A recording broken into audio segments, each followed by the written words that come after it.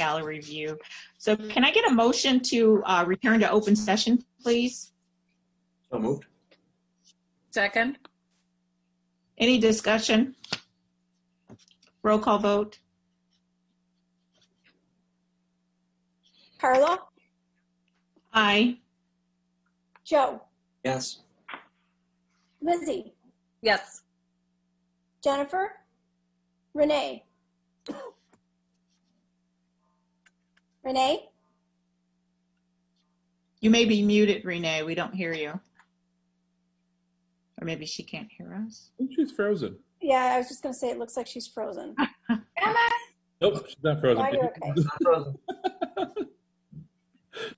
Do Do you hear me? Yes. Okay. We just made a motion to return to open and it's your vote. Yes. Thank you. David, Yes. Corey, Yes. motion carries 6-0. Okay, thank you. Well, welcome everyone to the governing board meeting for the Woodland Community Consolidated School District number 50 for March 18th, 2020. And we'll have another roll call vote, please. Sorry. Carla, Here. Joe, Here. Lizzie, Here. Jennifer, Renee, Here. David, Here. Corey, Here. we have quorum. Okay, great. Thank you. Next up, we have the opening ceremony, and the Pledge of Allegiance will be led by Mrs. Kaiser's fourth grade hybrid class. I will turn it over to Lori. Sure. Thank you, Dr. Little. This evening we have students in Mrs. Kaiser's classroom, and they're really very excited to lead us in this pledge. Ms. Kaiser has 25 students in her classroom. 16 have chosen to be in person and 9 are remaining remote. The students in this fourth grade classroom are the ones we're going to see tonight are in group A, and the students on the board are participating during their remote time. Tinley is going to lead the pledge for us, both in person and the remote scholars, and they're able to hear each other on the sound on the classroom projector. So the students who are in person, they also want you all to know that they are connecting with their remote friends daily, and they enjoy having their class displayed for the board tonight while they're learning together. So with that, let's have them lead us in the Pledge of Allegiance.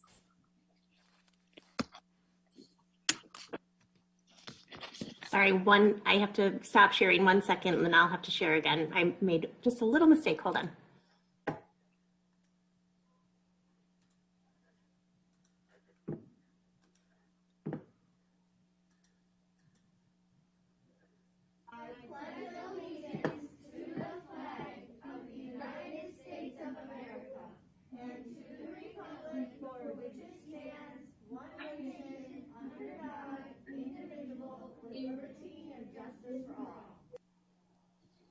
Great. Great, thank you.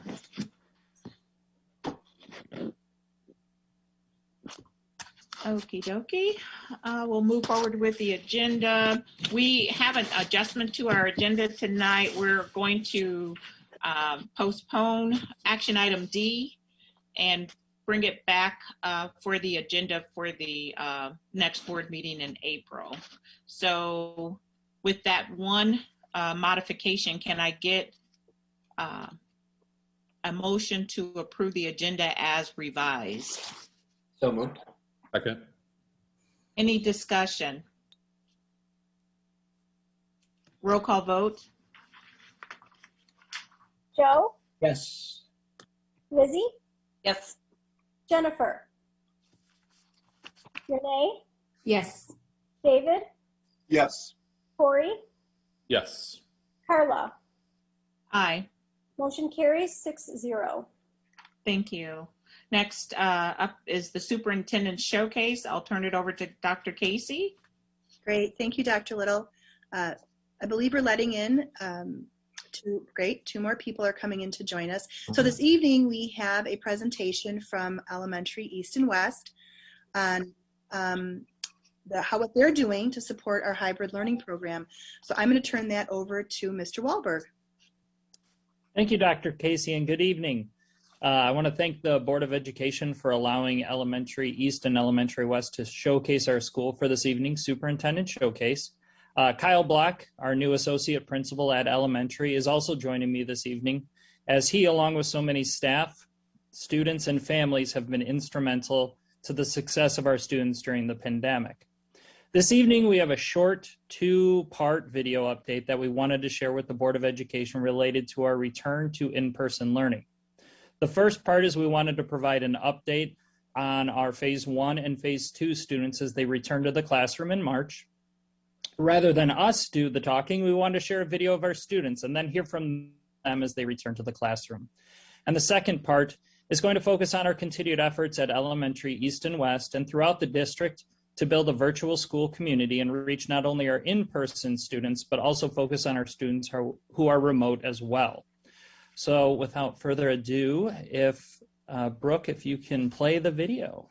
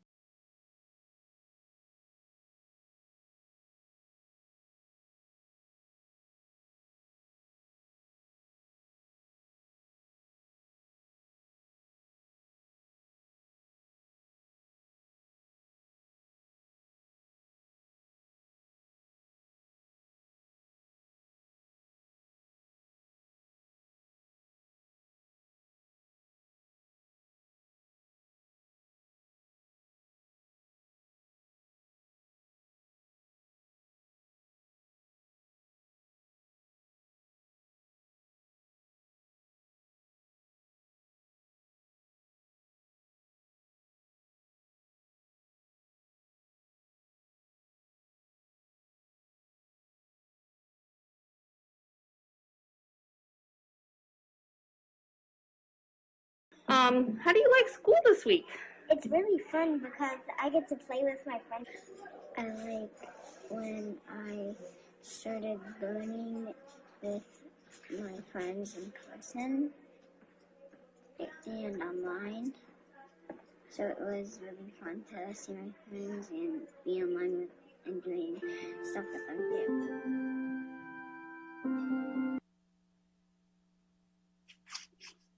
Thank you for the opportunity to be here and speak on behalf of our outstanding elementary students, families, and staff. I'm Kyle Block, the Associate Principal at Woodland Elementary. So while remote learning is different from traditional learning and is not without its share of challenges, it has also opened up some unique opportunities to engage our students in previously impossible ways. Things like bring your pet to school day or build a fort and read a book could not have been possible if we had solely been in the classroom. So in the next part of the video, you'll see some of the other ways we connect with our learners remotely at elementary. Thanks.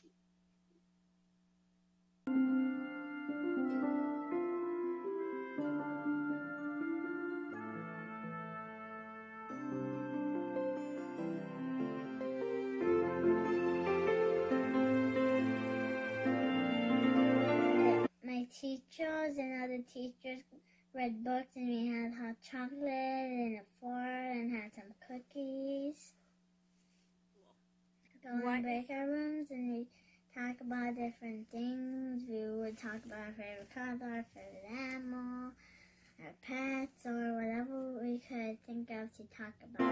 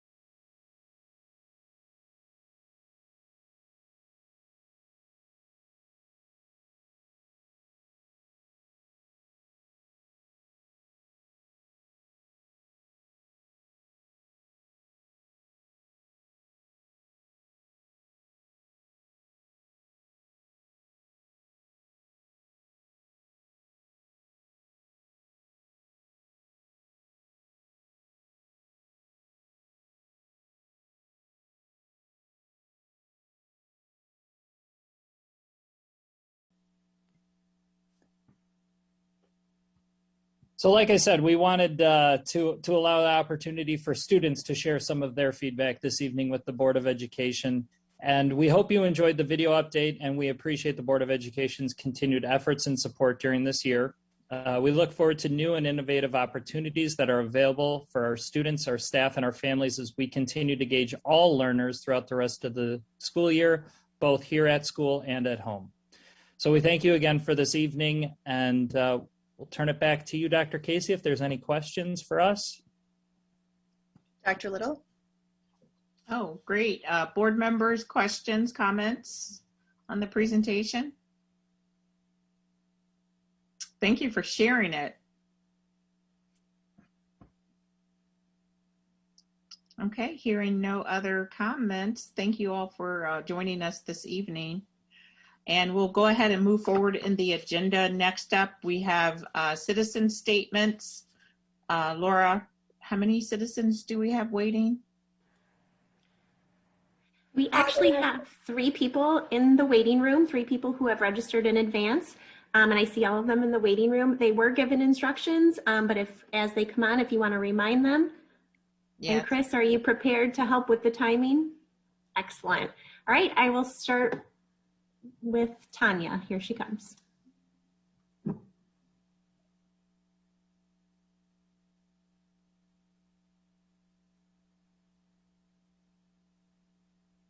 We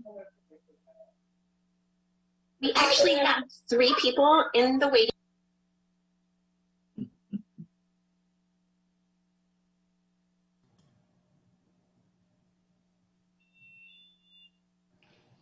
So Tanya, if you can hear us, go ahead and turn your camera on and make sure you pause that live feed so that there's no delay.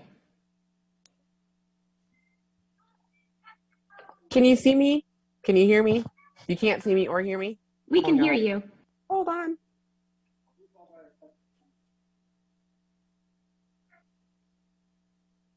Well, I'll just speak. I don't think if you can hear me, that's actually less intimidating than having my face on the screen. But good evening. So sorry about that. I'm Tanya Abbey.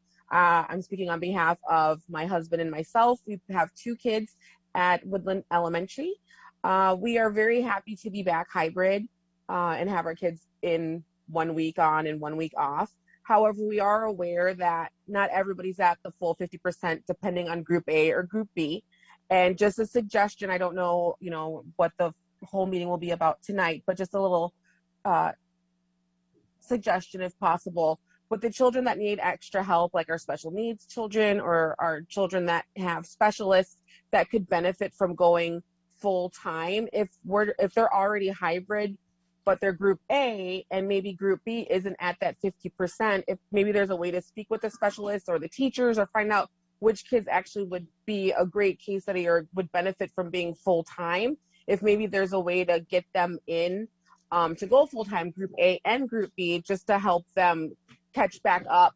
Because obviously with them being remote, there was a little bit of a lag on the learning, but maybe we can get some more improvement with them being in person. And if we're not at the 50% on a group A day or a group B day, fill that in with those students that could benefit it. And maybe we can get them a little ahead of the curve, kind of catch them up as we, slowly get towards the end of the year, as opposed to staying behind. And maybe that would help them learn better. So that was all I had to say. I want to say thank you guys for everything that you do. We do appreciate our teachers and our staff. We're very Woodland proud. Again, I apologize that my video didn't work, but I'm done. So have a great day and happy spring break.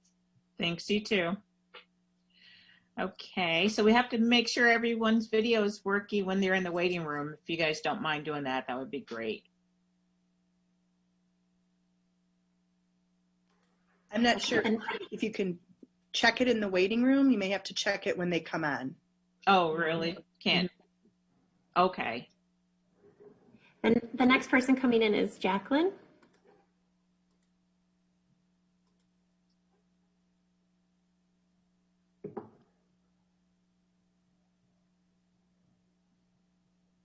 Hi, Jacqueline. If you can hear us, please turn your video on and make sure if you were watching the live feed, you mute it.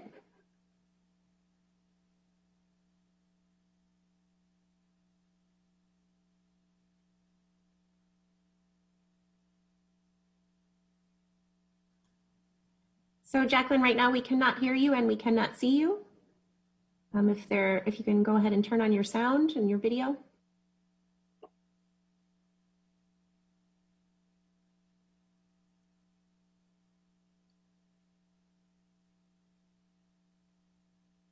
Maybe go to the next person and we can get some technical assistance for Jacqueline. Is that possible? I will try to figure that out. In the meantime, I'll let Diana in. Thank you.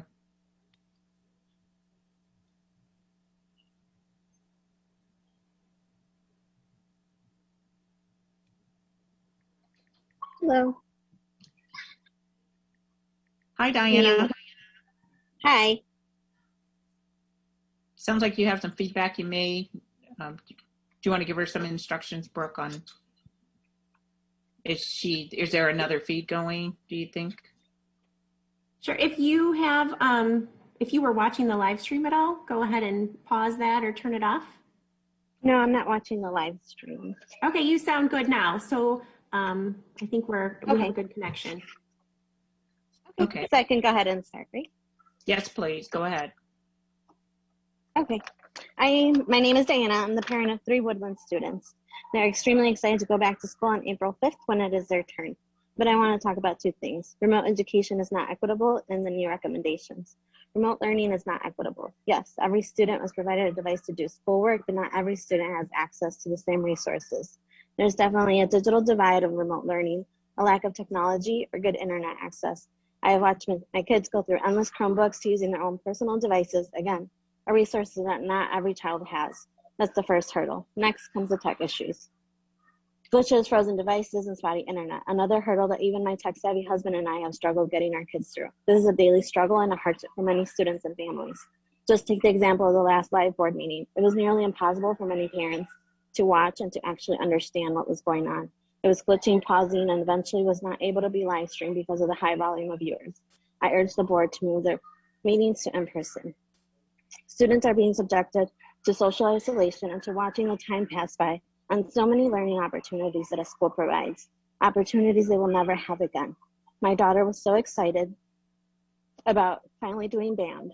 Try learning a band instrument via Zoom and how quickly that excitement leaves. Her excitement, love, and motivation hasn't been seen in months. Now, with all of the guidelines, many districts are bringing their students back full-time. Keeping students 3 feet apart instead of requiring them to stay 6 feet apart won't make students or teachers and staff less safe. There's no reason why our school cannot combine groups A and B and bring back our students full-time safely. Masks, all teachers have been given the opportunity to vaccinate 3 feet of space, and cracked windows will do well enough. The only thing that can be accomplished by continuing to not bring our students full-time in person is an epidemic of depression and lost learning, not just academically, but socially. It's really a shame that young kids, many of whom are really struggling with mental health issues, are told to just be resilient and wait a little longer. A little longer is now. Our students need to be back full-time in person. Thank you. Thank you. Do we want to try to bring back Jacqueline now? Yes, I tried calling Jacqueline. I wasn't able to get through, but I see that she's entered the waiting room on another device. So I'm going to go ahead and let both in, and we'll put the one that's not working back in the waiting room once we figure out which one.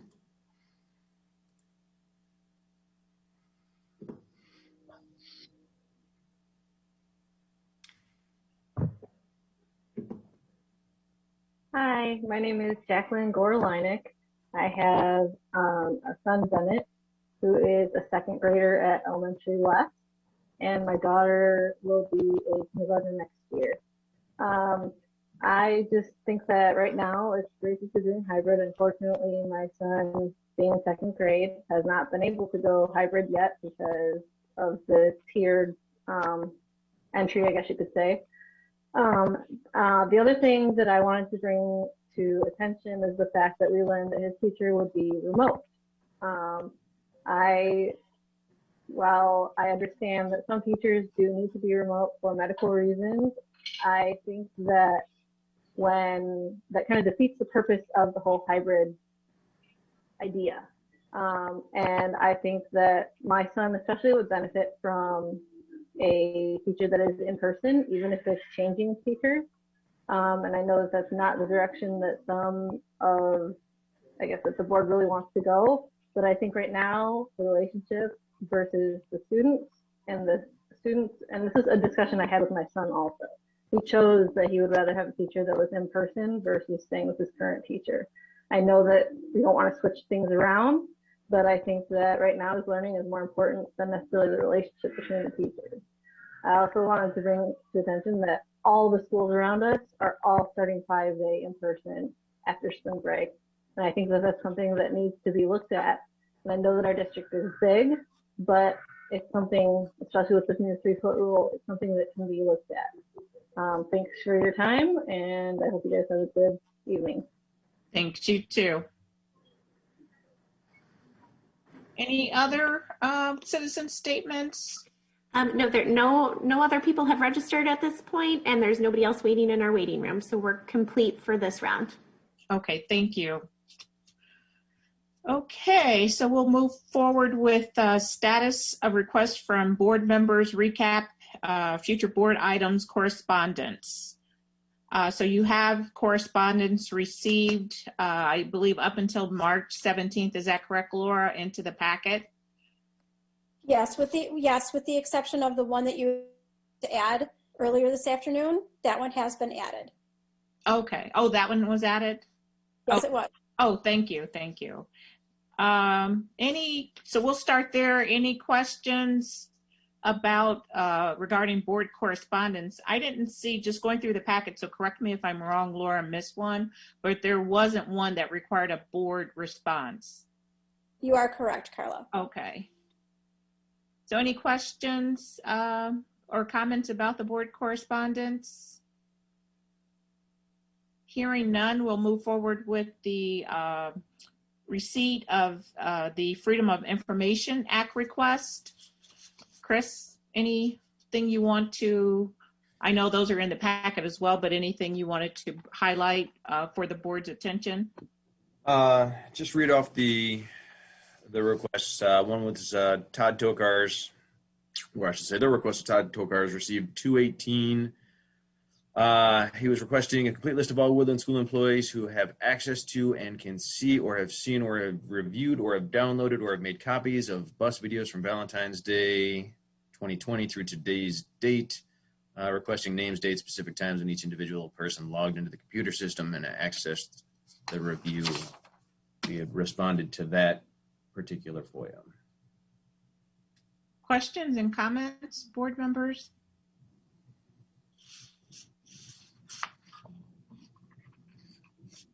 Okay, hearing none, we'll move forward with the agenda. Next up, we have consent agenda in your packet.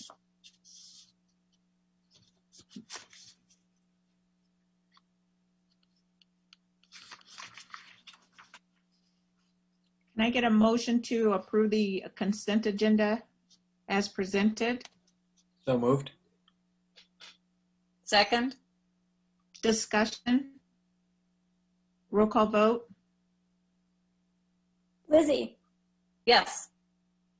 Jennifer, Renee, Yes.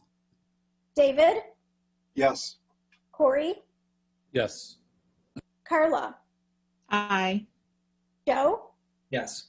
Motion carries 6-0. Okay, next we have the consideration of a resolution for the honorable dismissal and non-renewal of second-year probationary teacher effective at the end of the last day of the 2021 school year. Can I get a motion to approve a resolution for the honorable dismissal and non-renewal of a second-year probationary teacher effective at the end of the last day of the 2021 school year?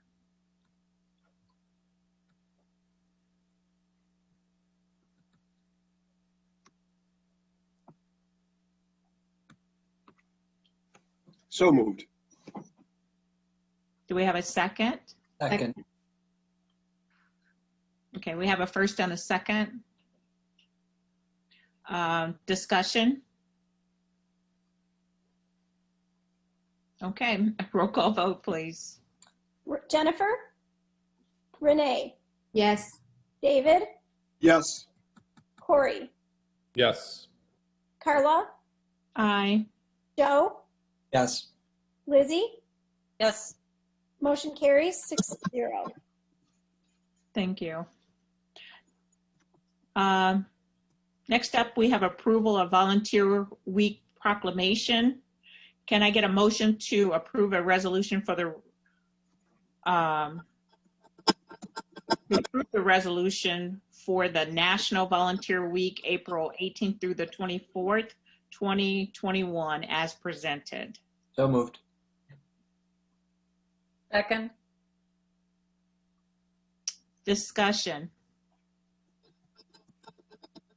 Roll call vote. Renee, Yes. David, Yes. Corey, Yes. Carla, Aye. Joe, Yes. Lizzie, Yes. Jennifer. Motion carries 6-0. Okay. Next up, we have approval of the extension to the 2015-2020 collective bargaining agreement between the Woodland District 50 Board of Education and Woodland Federation of Teachers Local 504. Can I get a motion to approve the extension to the 2015-2020 collective bargaining agreement between Woodland District 50 Board of Education and Woodland Federation of Teachers and Staff Local 504? So moved. Second. Second. We have a first and a second. Any discussion, please? I would like to thank Dr. Casey, Sharon Ande, Matt Beverly, the board negotiation team, and everyone for their hard work on this. Yes, I would second the gratitude there with the bargaining team as well. I know Lizzie put a lot of work in over the whole course of the year as well. So I thank you guys for your dedication in working to ensure that we have an agreement in place for the start of the next school year. I think that's going to help just satisfy not only our staff but also the parents. That's one less worry that we all have going into a new school year, coming back strong from this pandemic that will be behind us by then. Wishful thinking. So, or I should say positive thinking. We'll all get the vaccine and start to be able to move more freely in society. So, other comments? I just want to thank both sides of the board negotiating team and the union team. And I echo what you have said, Carla. And I think it's important for everybody to know that all of those meetings are always very respectful of each other and very productive. And that's not the case everywhere. So I'm really proud to work on those teams with the board and with the union. And I'm really proud of where we ended up. So I just want to thank everybody involved. Yes. Any further discussion? Okay, roll call vote. David, Yes. Corey, Yes. Carla, Aye. Joe, Yes. Lizzie, Yes. Jennifer.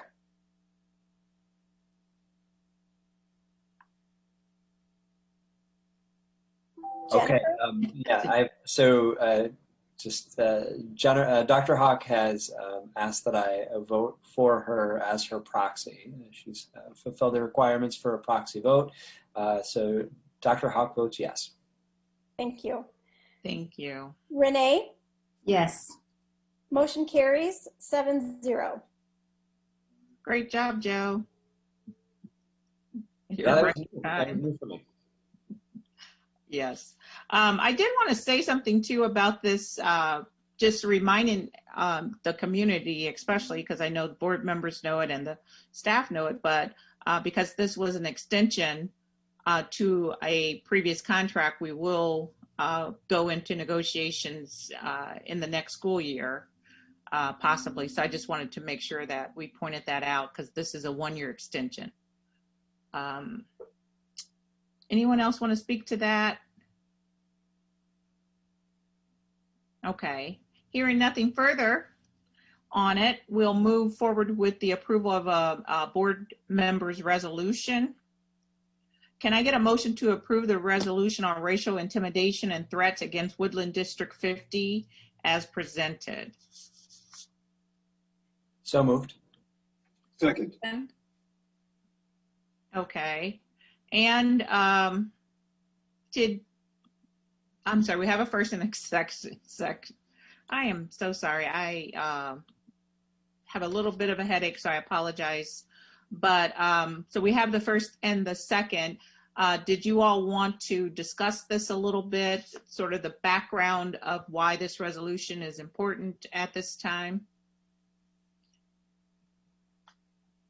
So I can begin and then see if you guys want to add anything further. But basically, this resolution came about as a result of the NAACP and the NAACP president, Dr. Sandra LeConte, attended our meeting and provided a citizen statement to the board last month. And then several other members of the community did likewise.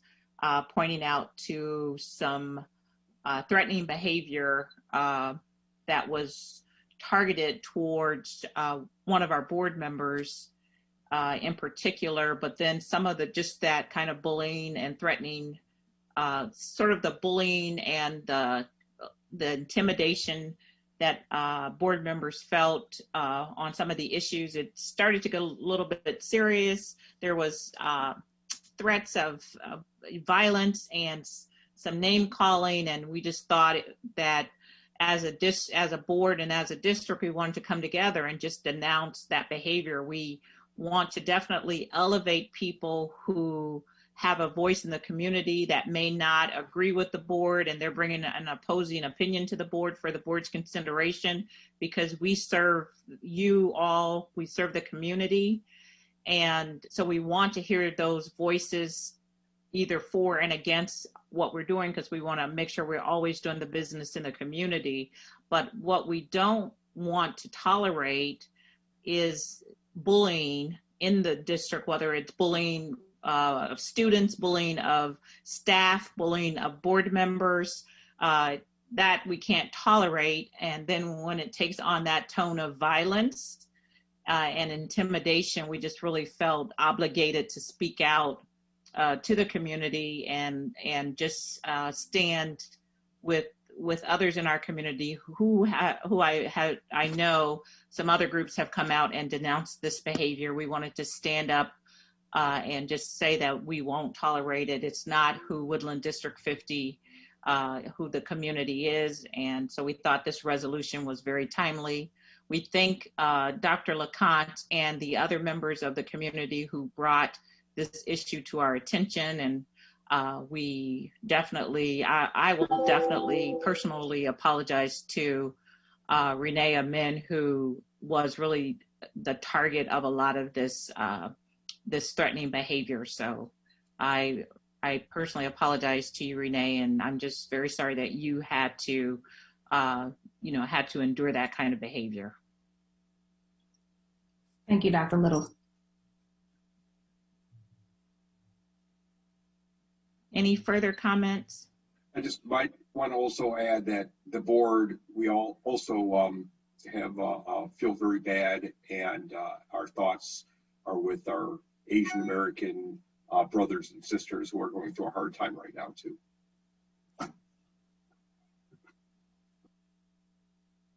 Further comments? Yeah, thanks for bringing that up, David. That's what's happening right now. And what happened, yesterday, 2 days ago, was just heartbreaking. And we, as a board, again, I think we all of us individually and collectively should stand up against hate and, just let people know that's not acceptable behavior. And I think the more we all speak out against it, the less people will be willing to perpetrate it. And the violence is, I don't know, it's just really scary to be here in America at this time and know that you could be killed because of your race, your ethnicity, your, just your difference. So I don't know, just that's really hard for me to deal with right now. So there's nothing more I can say about that. So, but thanks for speaking out against that as well.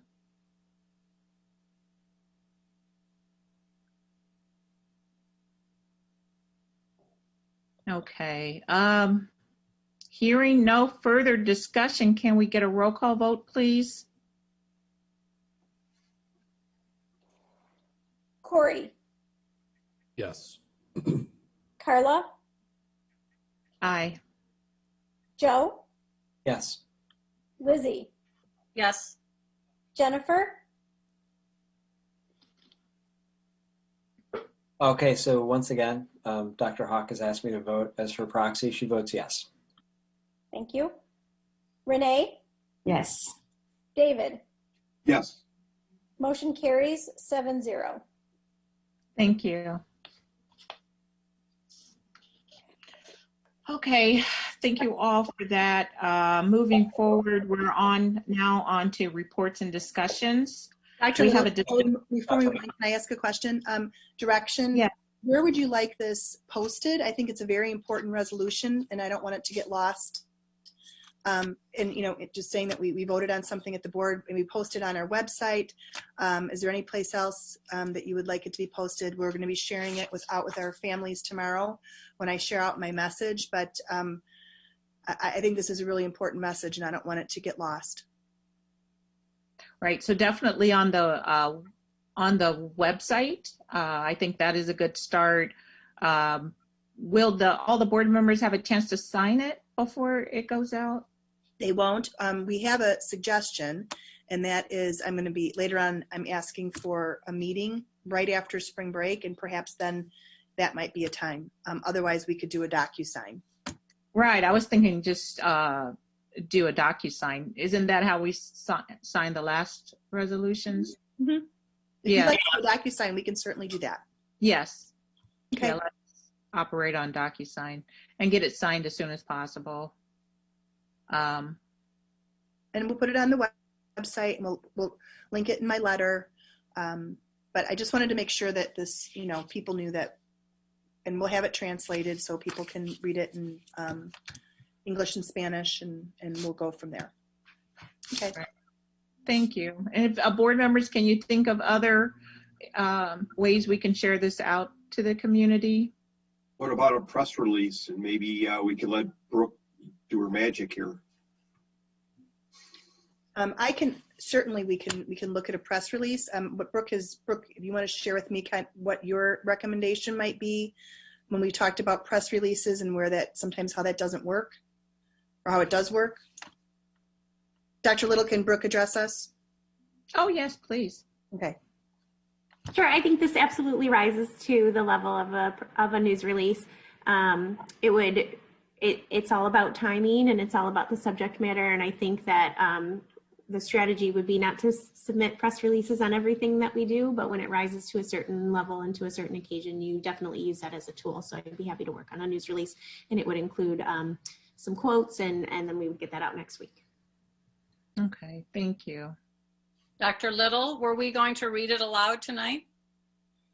Oh yes, Secretary Helgren, go ahead. Well, I think since we're discussing it and voting on it, it does deserve, public hearing.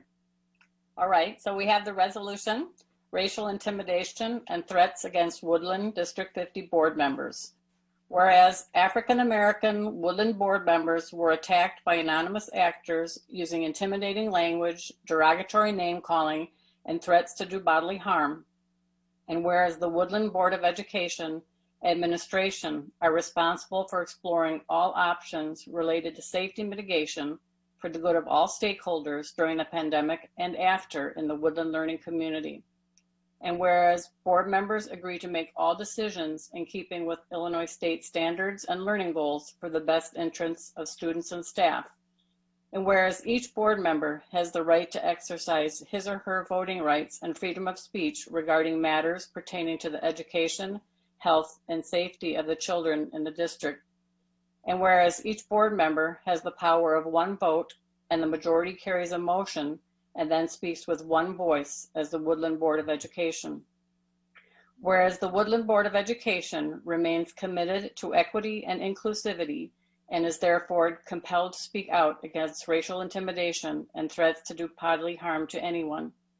Therefore, be it resolved that the Woodland Board of Education District 50 strongly condemns intimidation, bullying, and threats of violence, and will continue to take all actions necessary to promote a racially inclusive and equitable environment for board members, students, teachers, and staff through implementation of its policies and compliance with federal laws supporting fair and equal treatment. Yeah, thank you. And thank you for that reminder that it should be read.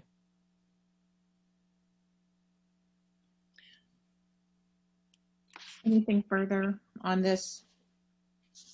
Now, we also have another statement from Member DeRosa, but we can perhaps include that as part of what we put up and send out. Or unless you would like to read it tonight, whatever you'd like.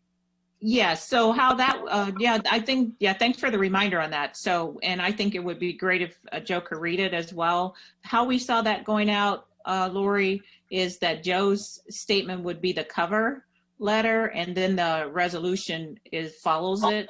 So we would want all of the board members to sign both the letter, the cover letter, and also the resolution. And then if we can share those out together, I think that would be great. Joe, do you want to go ahead and read the cover, please? Sure. Throughout the 2021 school year, our Woodland administration, teachers, staff, and school board members have received an extraordinary amount of correspondence from our community members. In the past month, we've heard from thousands of people expressing a litany of perspectives as we plan for our students' return to school. The vast majority of this feedback has proven invaluable in outlining the many ways our transition to the hybrid model will impact our students, families, and faculty. We genuinely appreciate those who have reached out with their concerns and criticisms. We renew our commitment to civil discourse, and we remain committed to our goal of working with community stakeholders in the spirit of openness, transparency, and collaboration.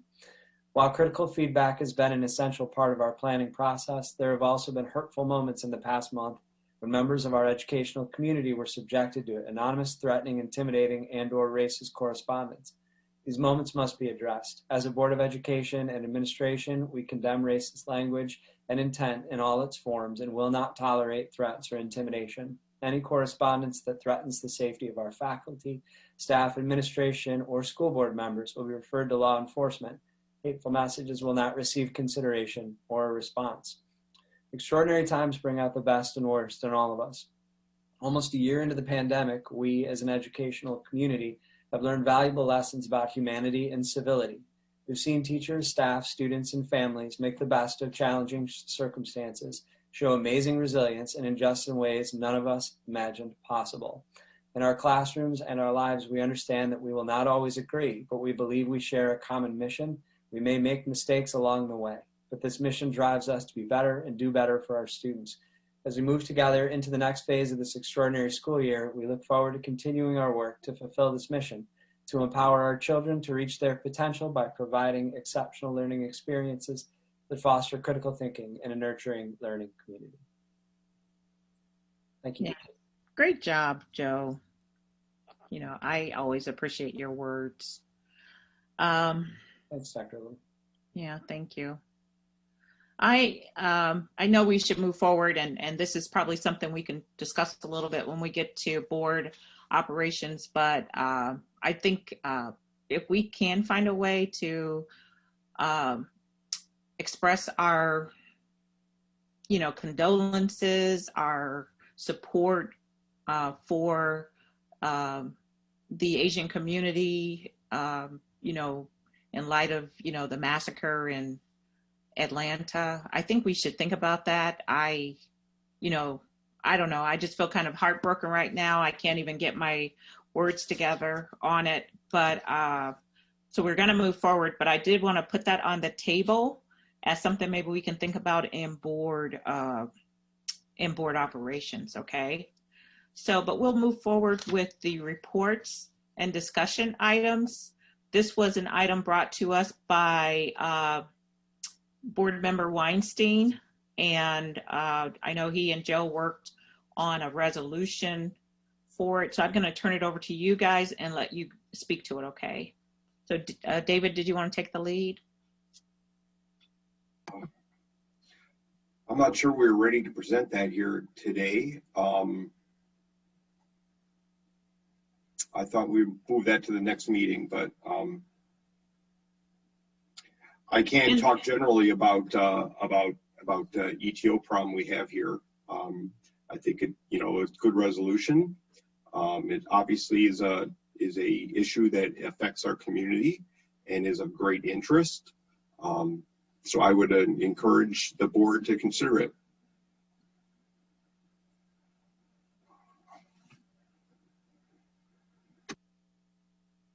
Anything further? Okay, yeah, we wanted to leave this on the agenda as a standing item until you guys are ready to present it. So it'll stay on the agenda as you guys are working on it. You can bring updates to us, and then when you're ready to present it as an action item, we'll be ready for that as well. So just let us know when it needs to be elevated to the action item. Hopefully by the next meeting, we'll have something prepared. Right, Joe? Mm-hmm. Yes. Okay, thank you. Then we have a written report on our summer capital projects. That was in your board packet. And then just turning over to Chris Bobeck, do you have anything that you wanted to share with the board or highlight from that written report? Well, the highlight would be the middle school roof. Obviously, it's going to be our largest expenditure. We still have the district lighting project on there. And then if you take a look at it, there's about $1.5 million worth of repairs, replacements, asphalt, tuck pointing, kind of the things that are starting to go. We need to take a look at replacing or fixing. So that's what the report consists of. Questions on that written report, board members? Questions or discussions? Just a comment. Okay, here. Oh, sorry, Joe. Go ahead. With what's going on with the capital projects and the LED and the middle school roof, there's a lot of things happening all at once, and I really appreciate Chris, your hard work and your team's hard work on this, because it's all happening at the same time in the middle of a pandemic with a lot going on, with a lot at stake financially for the district and also safety. So thank you for your hard work on this, because I know that it's been a lot and it's been a lot going on. So thanks. Also, we discussed it in finance committee, so we've been briefed and have a lot more background on it too. But thanks. Big thanks to operations and facilities as well. Yeah. It's amazing that we think of other things besides this pandemic, right? There's a lot to still keep this district running properly. So we forget that sometimes. Next up, we have the written report on the parent-student handbook changes for FY22. That was also in your packet. And do you have anything? I don't see Bob. Is he going to join us? Bob is going to join us. Okay, we'll hold for that. We just have, obviously, if the board has any questions for Dr. Maychek, and also there's been, as you know, the guidance changes continuously. So Dr. Maychek was just going to explain a little bit of that and how we're going to recommend tweaking that. So Dr. Maychek? Can you hear us, Dr. Maychek?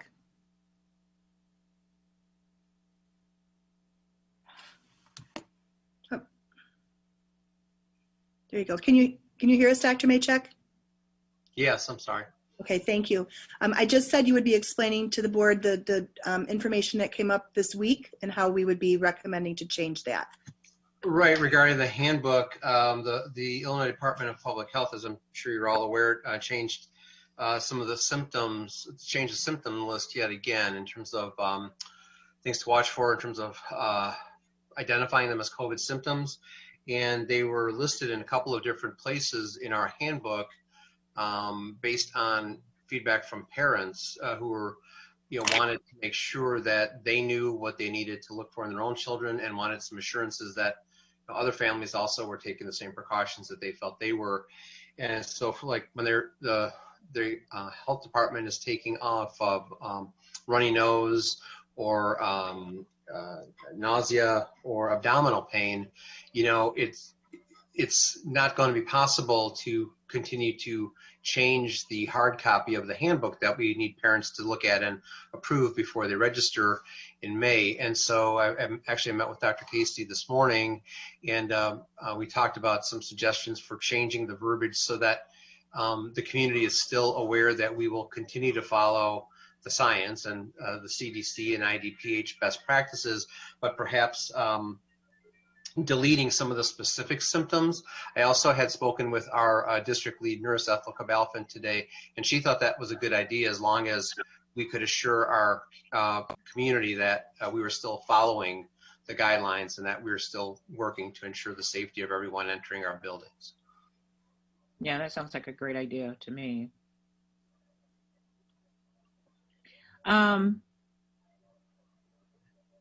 Anything further? I did have some questions, but I don't want to interrupt your plan for highlights. Well, I mean, you have the revised copy. We did, I apologize for getting it to you a little bit late, but we did get some feedback regarding some of the changes in our special ed verbiage. But the biggest changes were in the area of adding language regarding student safety and screening and those types of things and guidelines for returning back to school. So I'm ready for your questions. Okay. My question is based on my understanding, and you guys correct me if I'm wrong, that the Biden administration is going to send more monies to schools, especially for possibly testing. And I know there's some kits on the market, rapid tests on the market. I know we haven't been given any, certain school districts have been given those. But with this new round of funding coming from the federal government and their focus on full in-person learning and the idea that they would send more money for testing, rapid testing in schools, is that something that we should consider at some point adding to the handbook if we would have to go in that direction based on guidance that we would receive from CDC, ISBE, and IDPH? Dr. Casey, well, I didn't know if you wanted to answer. The language that we have was sort of a catch-all that says that District 50 will continue to follow current guidelines from the Center for Disease Control and the Illinois Department of Public Health. So if that were a recommendation or if those kits were made available to us, certainly Dr. Casey would bring it to the board and we could determine the best course of action. But yes, we try to write that language as generally as we could, so that again, parents and the community knew that we were following best practices and scientific recommendations, but that the fact that look at all the changes from March of 2020 to March of 2021, we can't even imagine all the changes that could be coming down the pike from the time that book gets printed, and we're ready to review it again this time next year. But I do think, to your question, Dr. Little, the way that we would word our adherence to the guidance would allow us to do what you're saying if the district decided to move in that direction. Okay.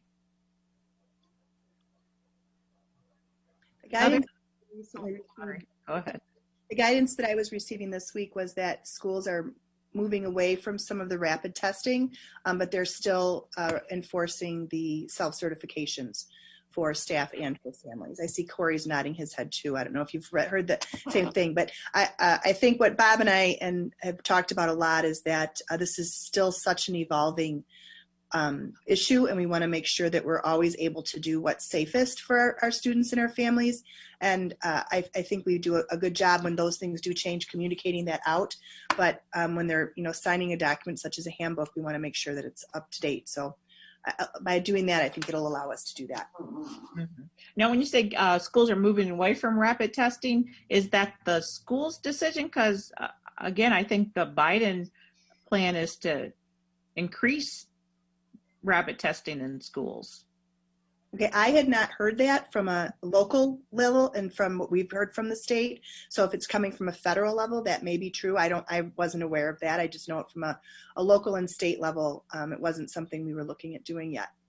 I mean, I know many schools have done it. Absolutely, I know many schools have done it. We haven't done it here. But if funding became available and if we felt it was something beneficial for our students, we would certainly look into it.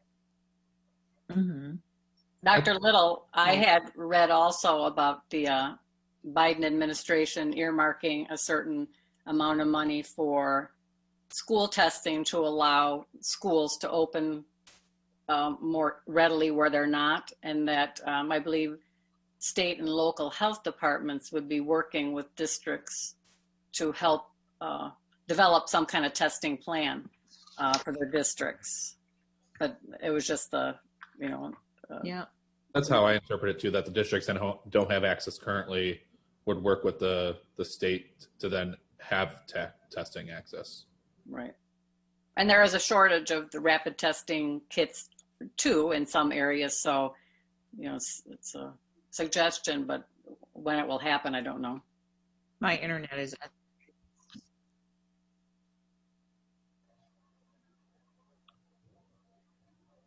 Okay. I think Carla might be frozen. She's smiling though. Okay, that's you good. guys hear me? You can. You're unfrozen now. Yeah, my internet started to go a little bit crazy, so I had to switch to a different system. But so I apologize for that. So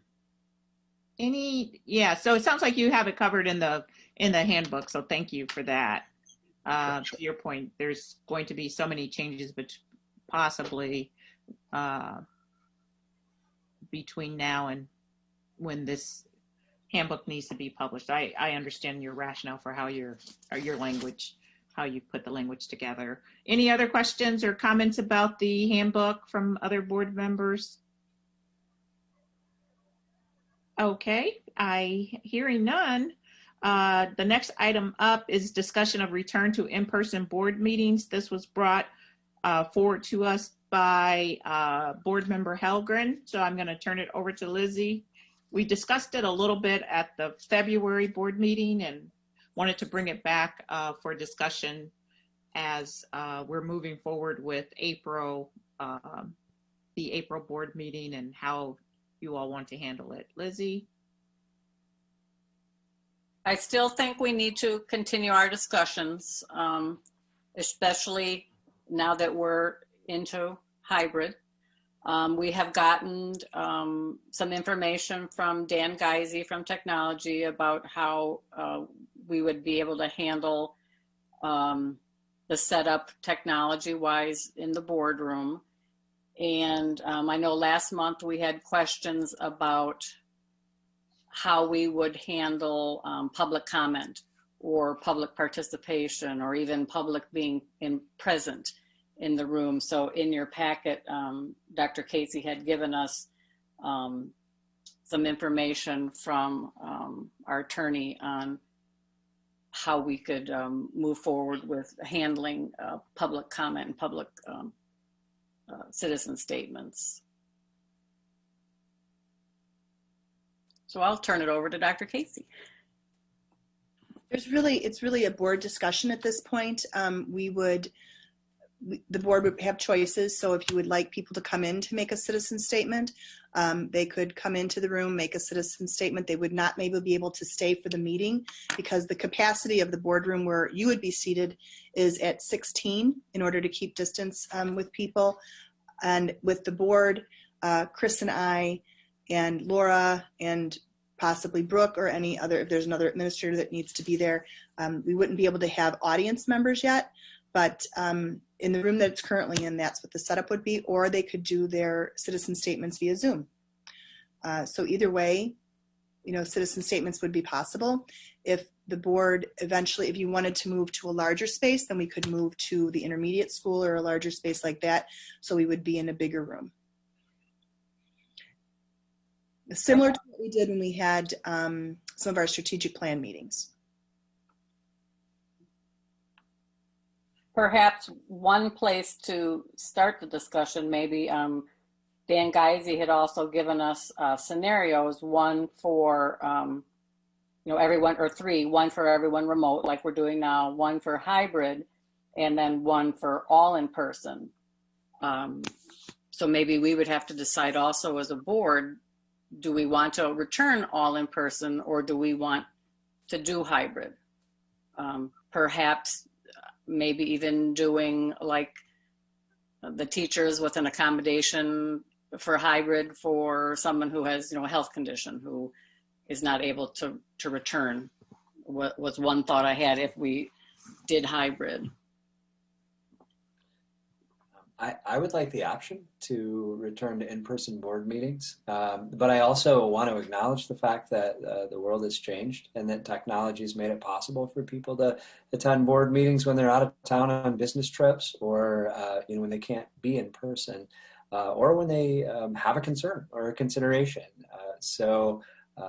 I think it's important to provide board members with that option, because I think it's better when we're all here, when we can all vote on important issues and when we can all speak our minds. So I would be in favor of a model that allows us to return to an in-person board meeting, but also allows for the fact that sometimes we're going to have to Zoom, and that works, and that's okay. I mean, I think it's a way that we can go. At least maybe for a trial period in the future as we transition back to in person. Technically, we're still in phase 4, right? According to the governor's phases. And in phase 4, one of the first things it says is if you can work remotely, you should do so. So we would be not quite in compliance with the governor's phase 4, because we all do have the ability to stay remote and do the job remotely. So I know based on the governor's press conference earlier today, that I know they're going to make a recommendation to move to phase 5, in the near future. So do we want to stay aligned with the governor's phases, or are we going to get ahead of the governor's phases? From referencing that, wasn't it April 12th we would start the bridge into 5? So I think considering our next meeting, we would be part of that bridge. And I was looking at the changes, and they are dramatic changes from 4 to the bridge, as they're calling it. I think the hybrid would be our best bet moving forward. I would agree. We asked the teachers to come back and the students, and we're still meeting like this, and that really isn't a good message for our community. So we should think about going more consistent what we're asking our employees and students to do. But again, based on what Joe was saying, if the reason we can't be there or whatever it is, we're given the option for that hybrid as well. I think there's that flexibility.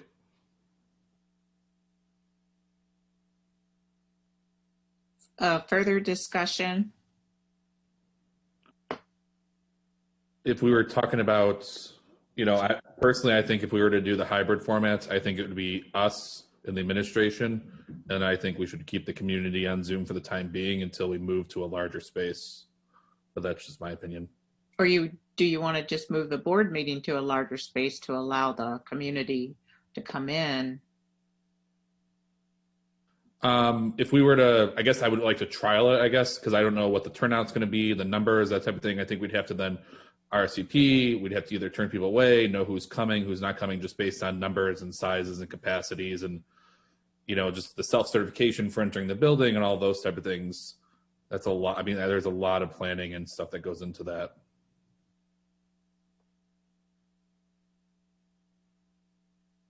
And I think since we've now moved to where they can provide their public statement, via Zoom, instead of reading it, we'd be okay yet, keeping our, to a smaller area, not enlarging it to, say, the gym or, a cafeteria and increasing our space.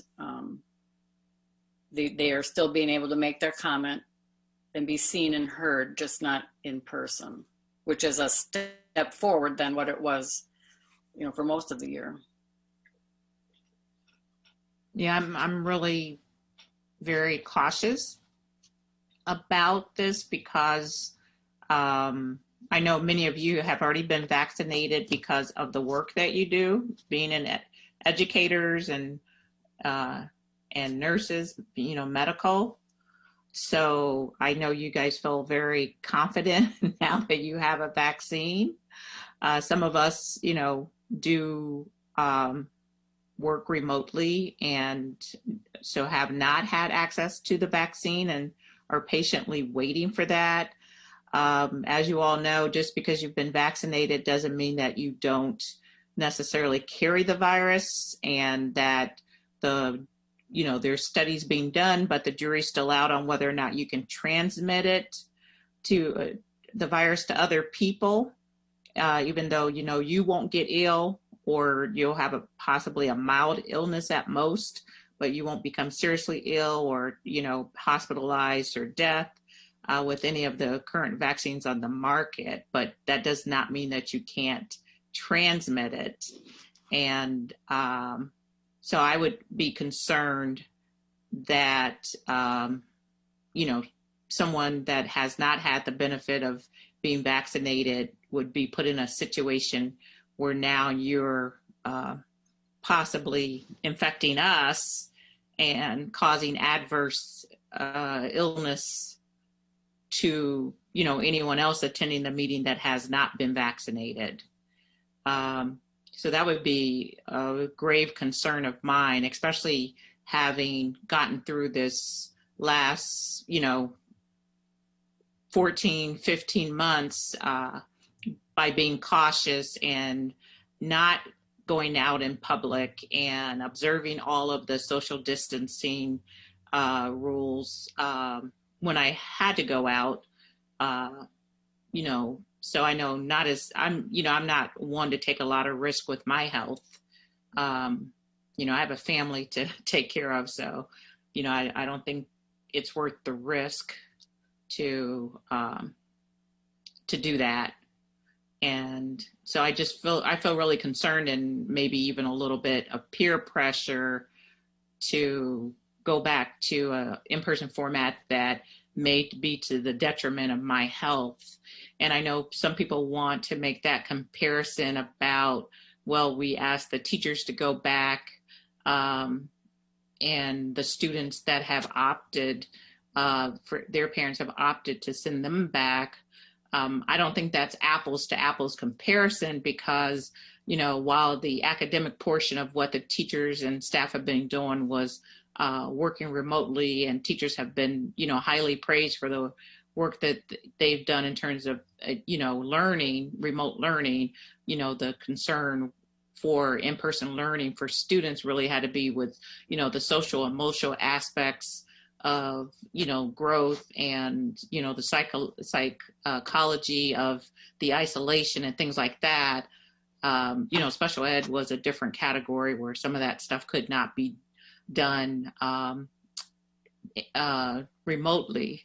So, which is not the same as hosting a board meeting and doing the business of the district. That can be done well remotely. So I don't think that's a good comparison at all. But yeah, I think it's, a little bit of peer pressure. I don't know that it's worth the risk for those of us who have not been vaccinated. We may see a big growth or a big jump in the amount of vaccine available in the coming weeks. I know that to be the case. So maybe my opinion would change then, but I'm just. Yeah, I agree too. If we wanted to push it to May, I know that's when, isn't it still the goal that mid-April to the end of April is when there will be like almost everyone to have available, right? Yeah, so the governor is going to open it up per his press conference today. He's going to open it up to all ages beginning on April 12th. And the guidance that came down from the Biden administration was that every state should open it up. And this is all public knowledge and nothing I'm giving out of school. I just want to make that clear. But Biden administration said that May 1st was the quote unquote requirement for all states to open it up for all ages, 16 and up. So that was May 1st, but I don't know, maybe we can. I think we just have to be really cautious. We've made it 15 months without any serious illness among our group. And I just don't know that it's worth the risk to start in-person meetings, traveling about more. I still think we all need to be cautious until everybody who wants the vaccine is vaccinated and before we start to put people at risk.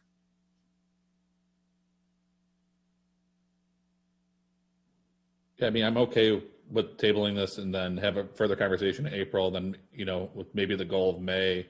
Also, I don't know how isn't the April board meeting where there's going to be like the change of what the new board's going to look like. Is that I don't know what that looks like.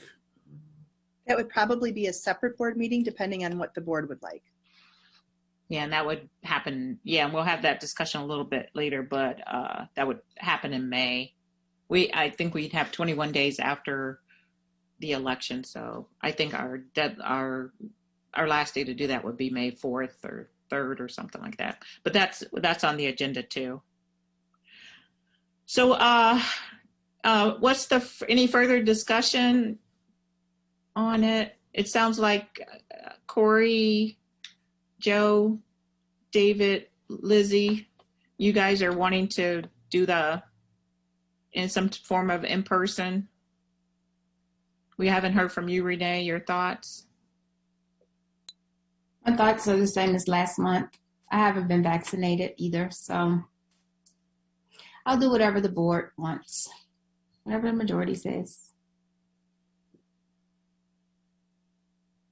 So Lizzie, I know this is your item, you brought it up, so what I wanted it to at least to be discussed. I'm not vaccinated, and who knows when, even though it's going to be opened up to all ages above 18, there are still seniors who can't get appointments. So it's going to become a discussion then perhaps of, do we wait till we're all vaccinated? How many of us want to be vaccinated? When will that be? Will that, maybe the governor's, ruling to go back to business as usual will come before that. I don't know. If everyone wants to remain remote, I will. But I personally am willing to be hybrid for me personally. And maybe it's a decision of who's willing to and who prefers not to, and that's how we separate ourselves. Or if there's not enough that want to be hybrid, then it probably makes more sense to remain remote.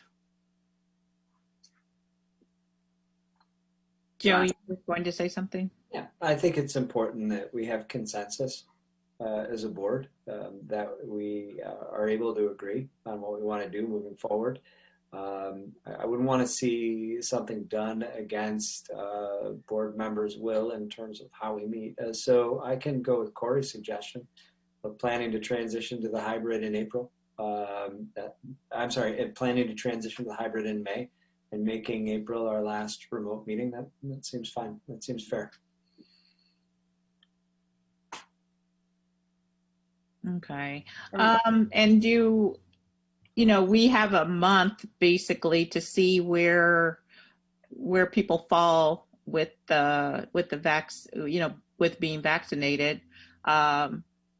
So if I don't know, a lot can change in a month.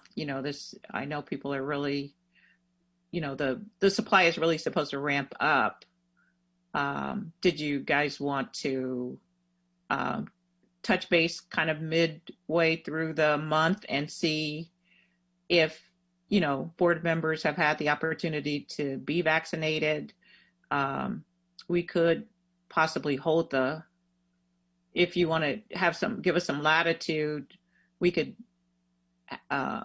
reach out, via email and see if we could do the April meeting in person based on changing, how things change on the ground between now and, when we would have to hold the meeting.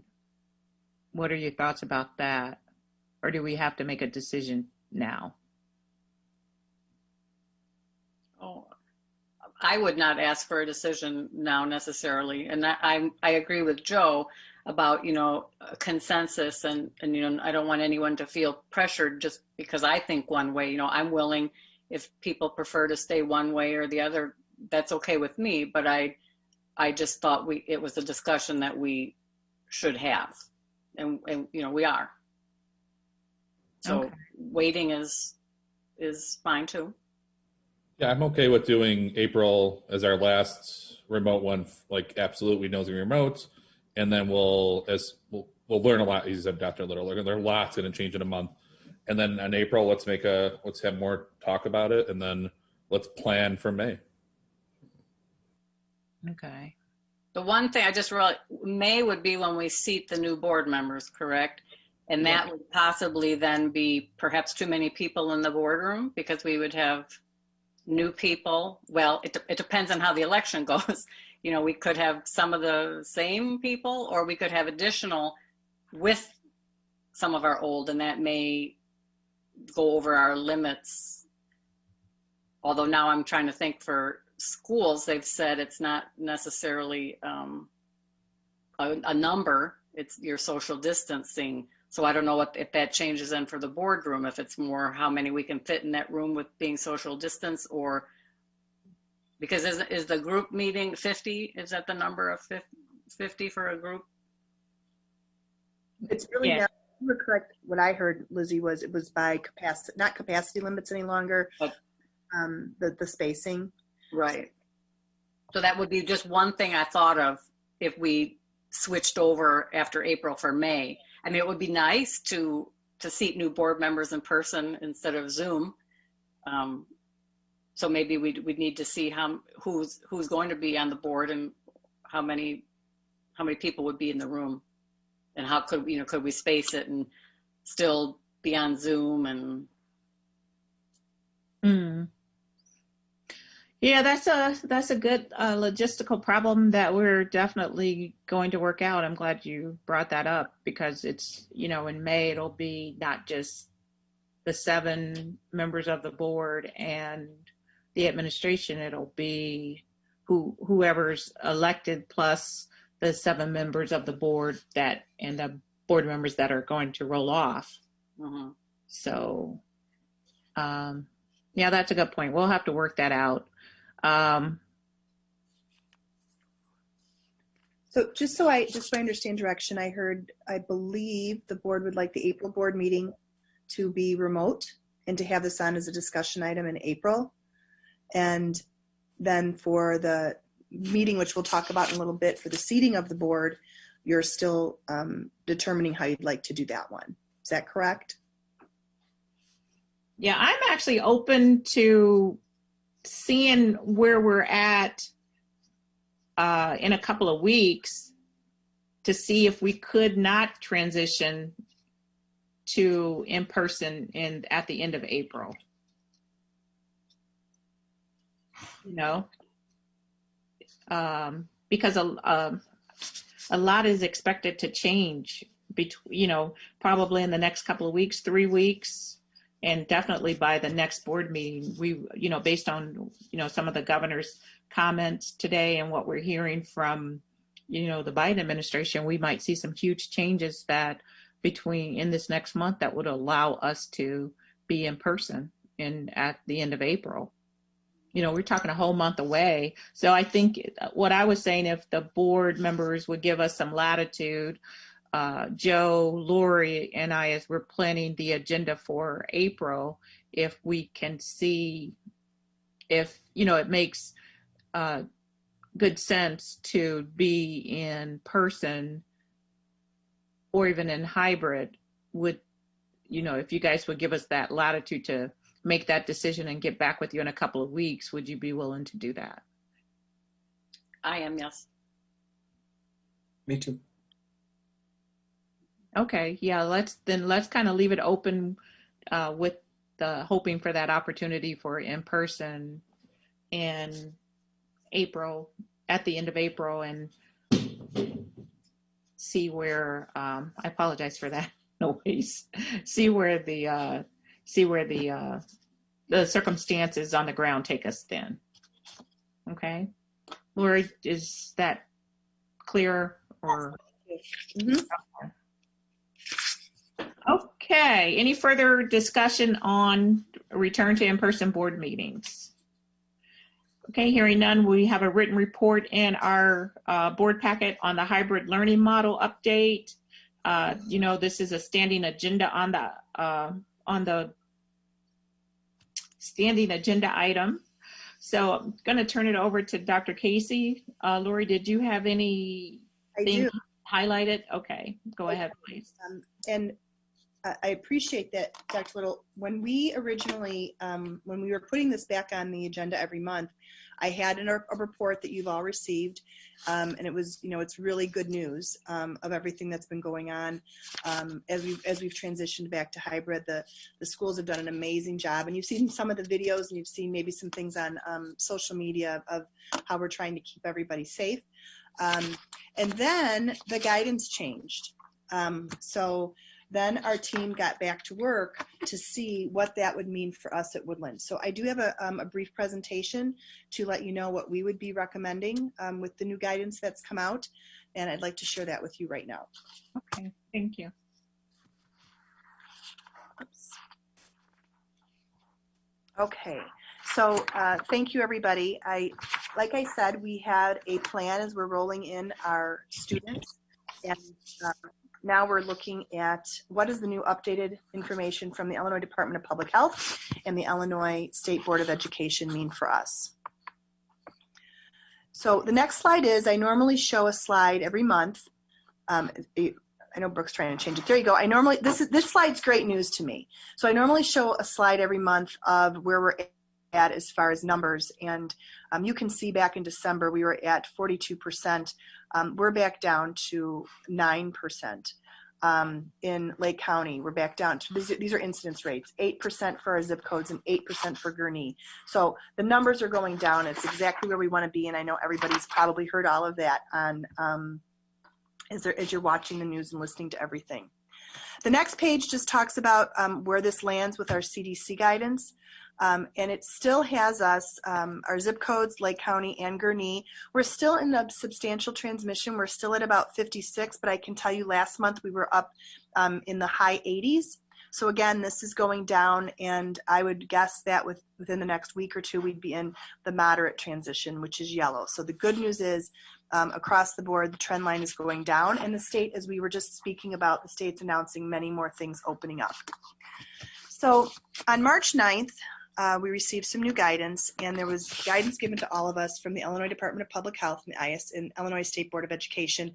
And the biggest piece of this was that social distancing for in-person learning is now defined as 3 to 6 feet for students and fully vaccinated staff. Although maintaining 6 feet still remains the safest, schools can operate at no less than 3 feet in order to provide in-person learning.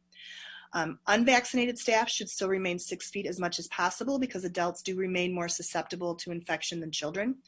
And there must be strict adherence to social distancing when face masks are removed in limited situations and monitored.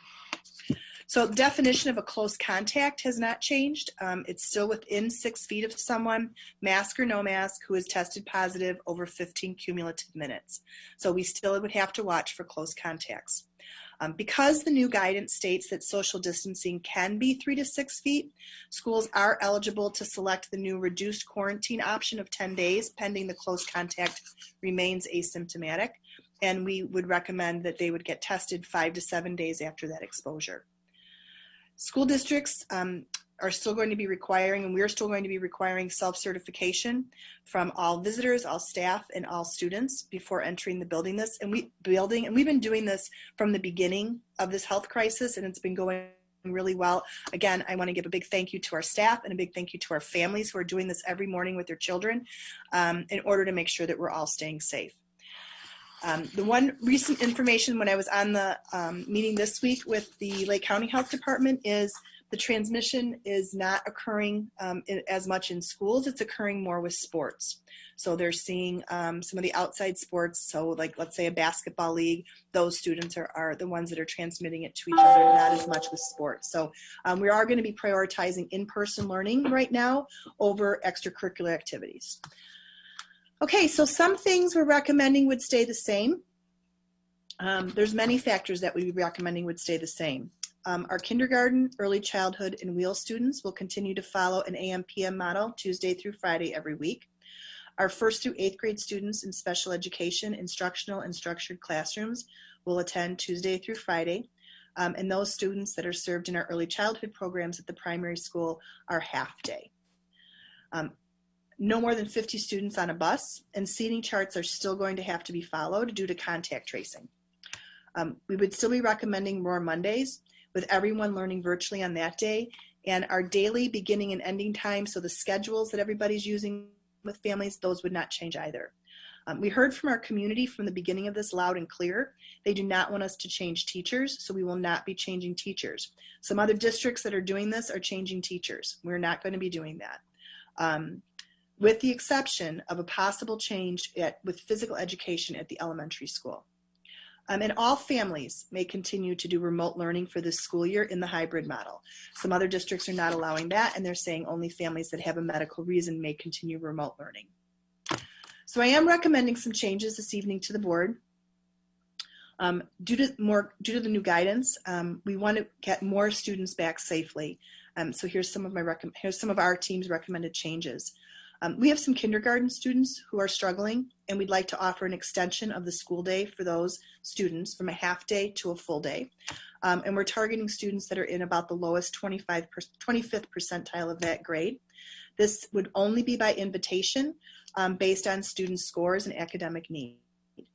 So we would be expanding our Kindergarten Plus, our Spanish Kindergarten Plus with Spanish instruction, and our English Kindergarten Plus for monolingual students or English-speaking students in dual language. This would be no more than 40 students who would be attending a full-day program, and it would be based upon data. They'd attend their regular kindergarten class for half of the day, and then the other half of the day they would go into Kindergarten Plus. And we're moving some of our specialists to be able to do that and offer that for those students. For grades 1 through 3, when we started this, I think it's important to tell you, we looked at every grade and every school and every area to see how we could do this. And it was the reasons that we came up with all had to do with making sure everybody was safe. For grades 1 through 3, we can combine weeks A and B for students who currently have chosen in-person learning. Those students who have chosen remote learning would still be staying in remote learning until later on, and that would be something that would need to be approved by the principal, and I'm going to talk about that in a little bit. In grades 4 through 8, A high priority would be placed on providing weekly Tuesday through Friday instruction to those students who qualify under certain categories prioritized by the Illinois State Board of Education. So for grades 4 through 8, we would not be looking at combining weeks A and B, but we would be looking at having certain students, certain groups of students come in for both weeks. That would be our McKinney-Vento, so our students who are homeless, our students that have an individualized education plan.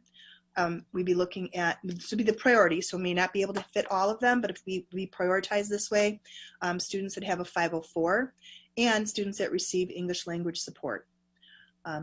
We were given 5 days at the beginning of the school year to use for remote learning planning days.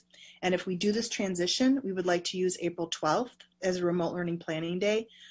First through third grade learning spaces have to be revamped.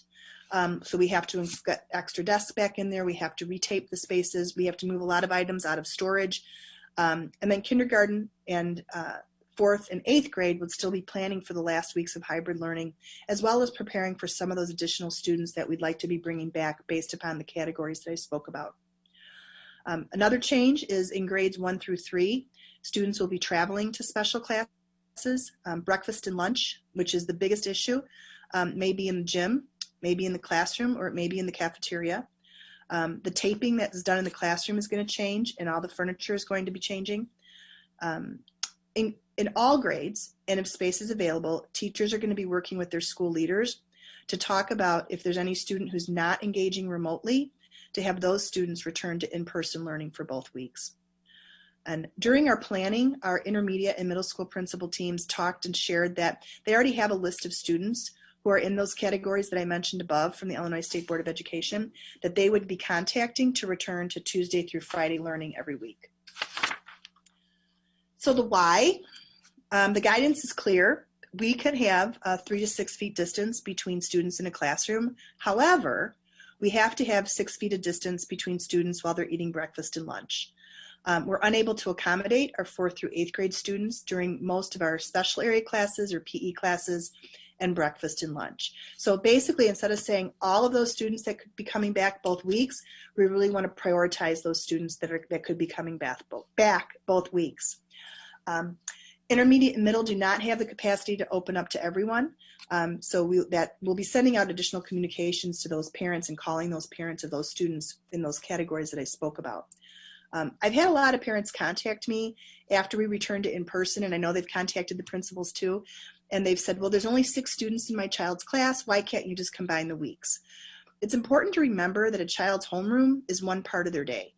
So when we look in depth at our 4th through 8th grade students, those numbers are very different when we look at how they're getting breakfast, how they're getting lunch, what their special classes look like, and what their PE classes look like. Some schools that are opening up right around us are very low. Their in-person percentages are very low. So they're saying whoever wants to come back can come back because they don't have a large percentage of students that are going to be coming back. Some districts, as I said before, have switched teachers.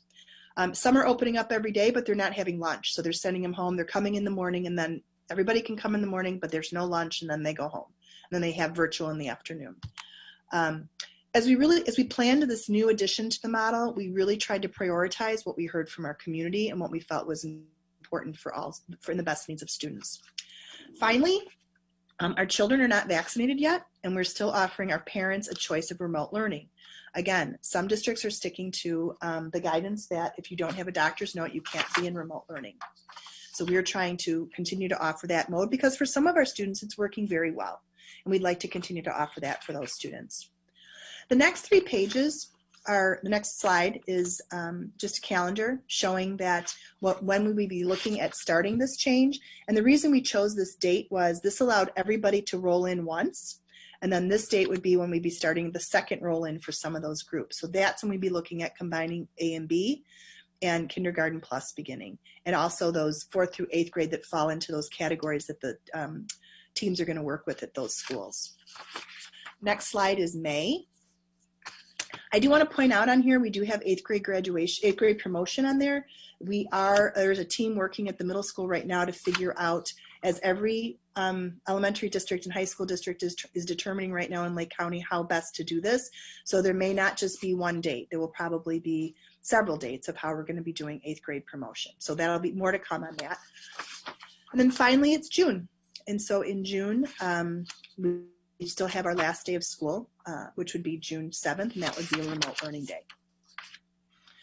So the next steps that I'm asking for, tomorrow, this PowerPoint will be on the website and the video of tonight's meeting for any stakeholder who wasn't able to watch it tonight. All of our teachers are in conferences tonight, so they may not be able to watch it, so we want to be able to allow them to watch this. I am requesting a special board meeting to vote on the proposed changes the week of March 29th.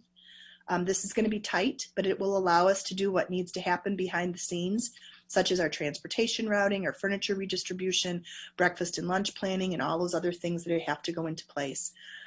If it's approved by the board, we'd be asking for a remote planning day, and our information would be shared with the district community.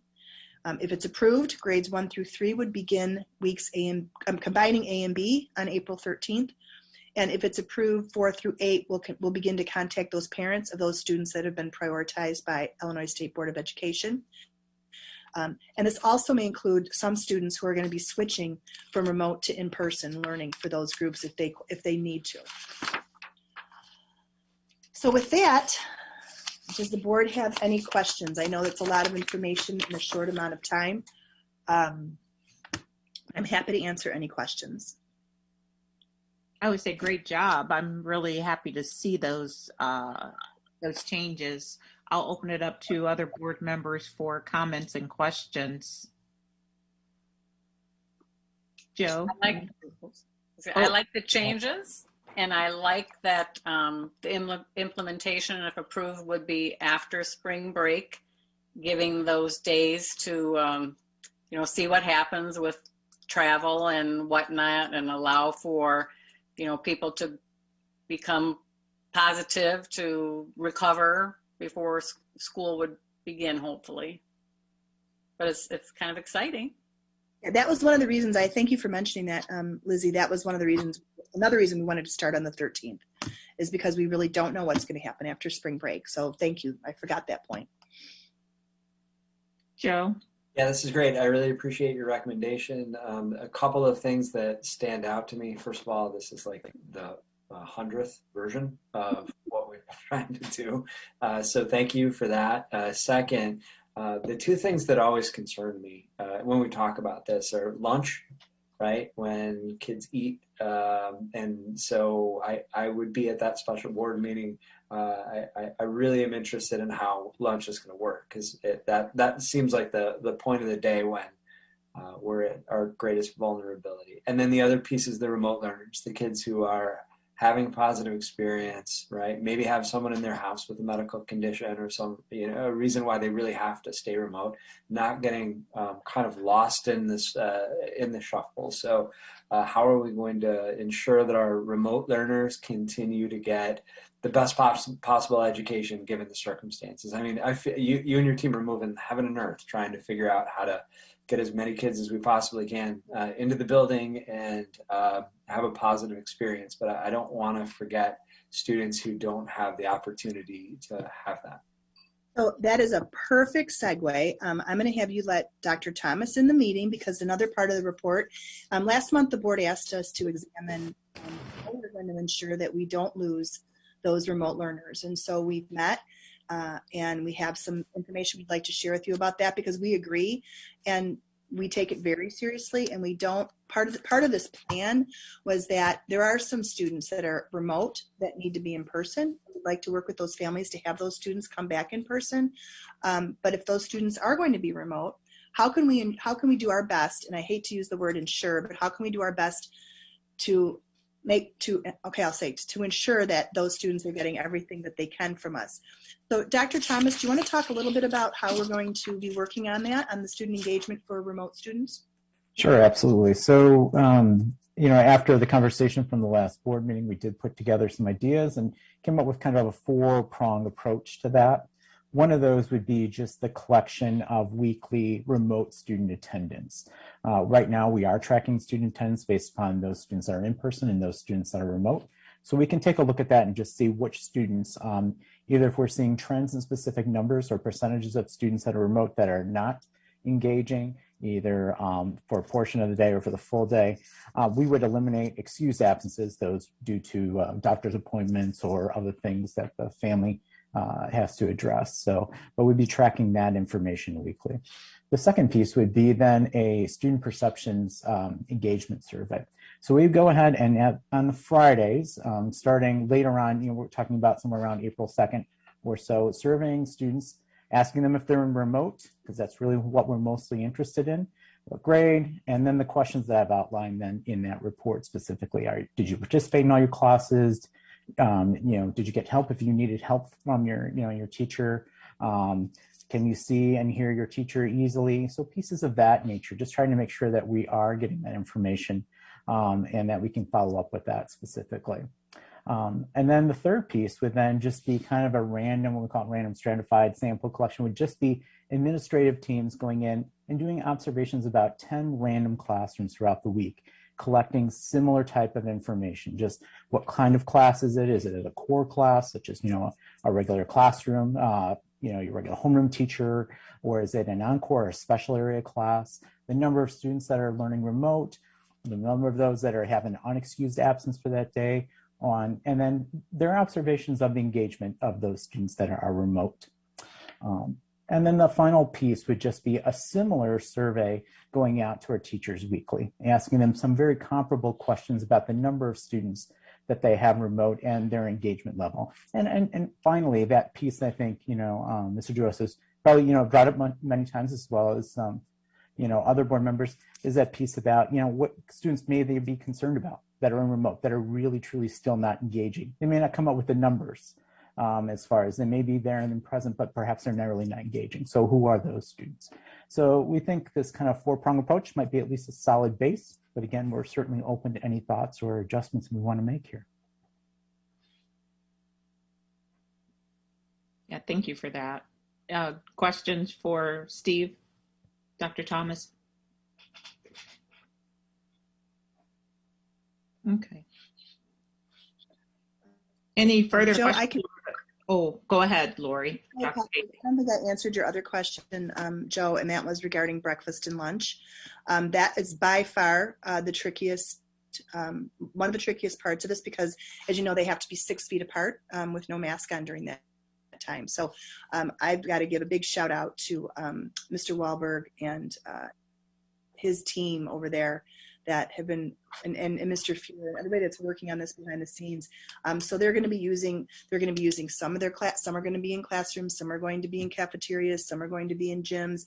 They're really using a million different spaces that they can to space students out so they can have, they can be 6 feet apart in lunch. It's one of the reasons why when we were working this through, that initially we're only allowing those students who have already chosen to be in person to do this, because we need to see what, once we get that in, we don't want to have, many more students come back right away. So initially we just choose those that have chosen to be in person right now. We're going to combine those weeks and we'll be able to see where they're at. But they've done just a great job. Right now, our gyms are full of furniture because we had to take them out of the classrooms in order to get, as you saw in the pictures tonight, less desks. Well, a lot of those desks may be going back. So that's what we're working on. So they did a great job with trying to figure all of that out. Other questions, comments? So we need to come up with a date for the week of March 29th. Did you already look at the calendar? I have it under board ops if you'd like to do it then, or like to do it now, whatever the board would prefer. We can do it now while we're on the topic, I think. But I think it would be helpful, unless you guys have a calendar under board ops, we know which dates are not available. So we could talk about it then if that's where you have planned it. Sure. I mean, we were looking at perhaps like the 31st, which is that Wednesday, or either Wednesday, Thursday, and whatever time works for the board. And board members, is there a day that week that we need to stay away from? Like, you have a standing meeting on Wednesday and we can't do it that day. Just let us know. I can do that Wednesday or that Thursday, but after that, I'm leaving for Hawaii. We're going too. I like the Wednesday. You like Wednesday? Yeah. I'm good any day. Any date that we need to stay away from that week of the 29th, David? Well, that week is going to be a busy week for me, but we'll make it work. So is Wednesday okay? Sure. Nice. I know Thursdays are bad for me work-wise, but let me just make sure Wednesday is okay. Are we? Would the time be a 6 o'clock start? Again, whatever the board would prefer. I can do Wednesday at 6. Just gonna put it out there. I like that.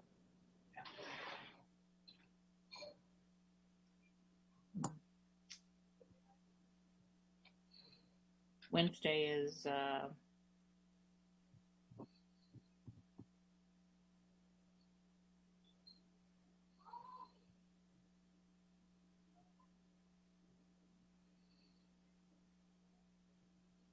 so Wednesday would be the 31st, is that correct? Wednesday would. Yes. Okay. Yeah, 6 o'clock start looks like it'll work for me on a Wednesday. Okay. One of the things I would suggest to the board too, because we are making another change to the hybrid learning processes, I think we should plan for there to be a lot of citizen statements, and I think we should plan to maybe have the first part of the meeting as a kind of in a forum format, where so it's not so structured like a board meeting. Board meetings are meetings of the board held in public, but they're not public meetings.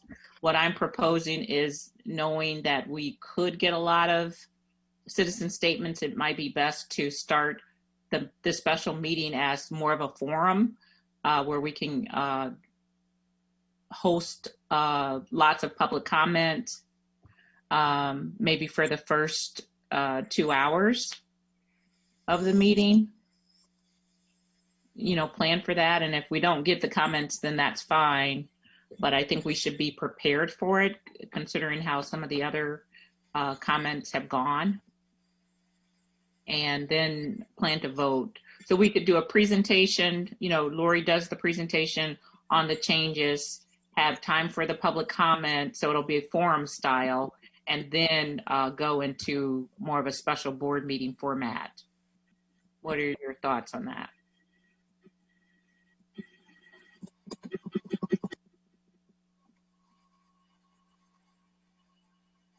Sounds good to me. Me too. And if we're prepared for it and have time allotted, then we're not caught off guard by anything.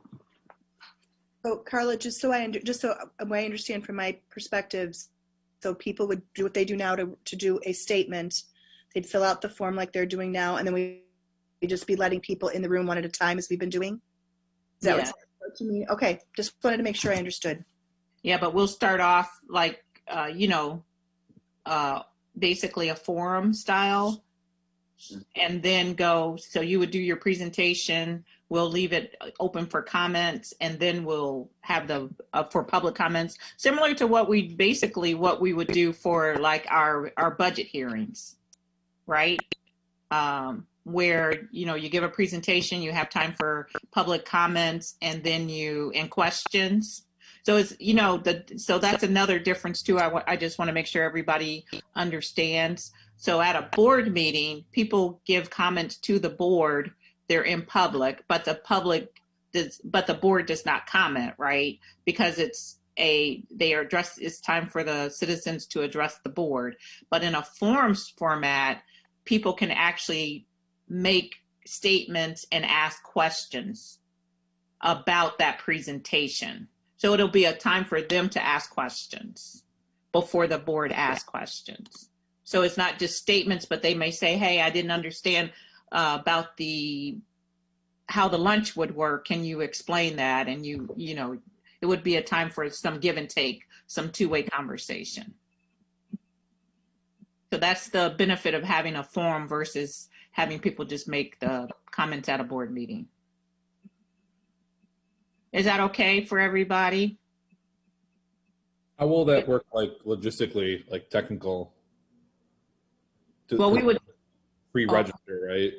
Yeah, so we would have them pre-register. We would still limit them to the 2 minutes, but where they would come in, they would either ask their question following the presentation, or they would have a comment. But we would still limit the time to do that because we want to give everybody a chance to ask their questions.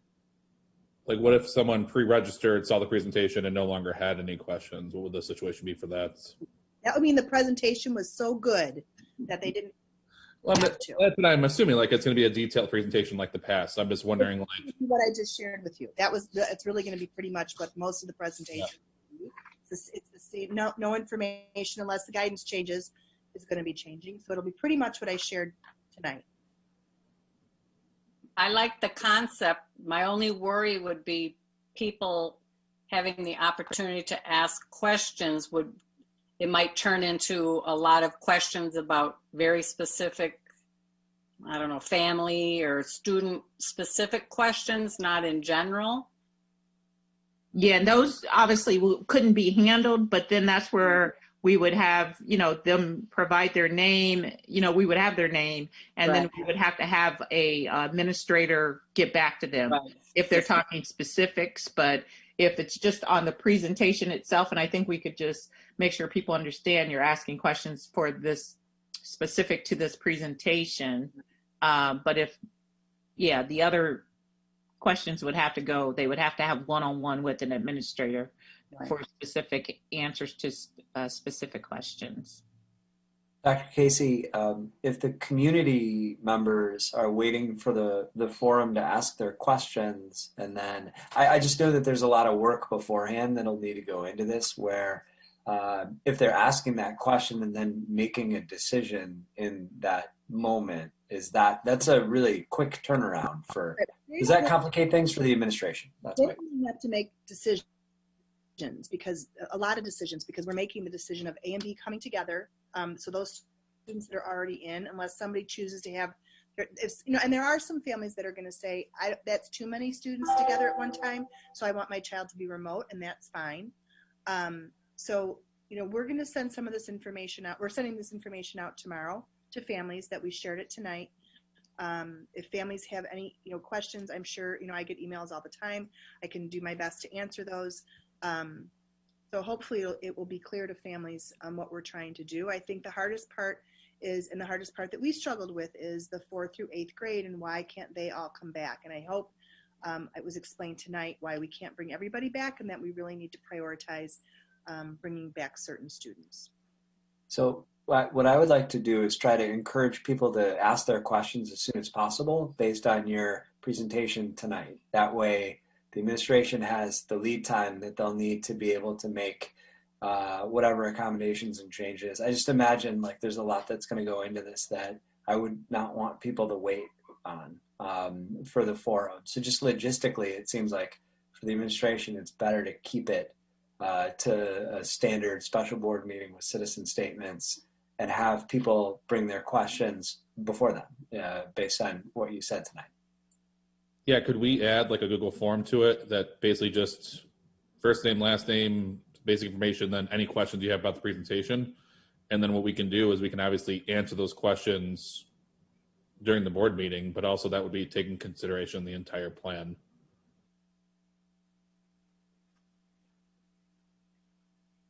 So you're saying, Corey, when people sign up, we'd add that to the Google Doc?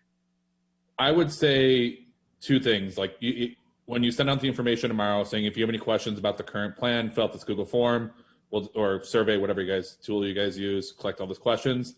And then we allow the board meeting, the special board meeting, to the public statements like normal, that if they still want to make a public statement, they will, but we'll address the questions that were sent to us. Yeah, I don't know if we need to do that, Corey. We don't want to wait if people have questions tomorrow to answer them on the 29th.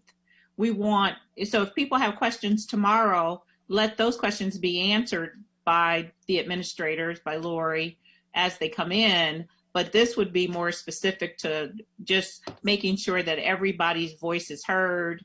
And, like I said, with a forum, people do have the opportunity to ask additional questions, but we don't want to hold up the question until then. But definitely encourage the normal process to happen over the course of tomorrow through the 29th, that people will be engaging and asking questions along the way.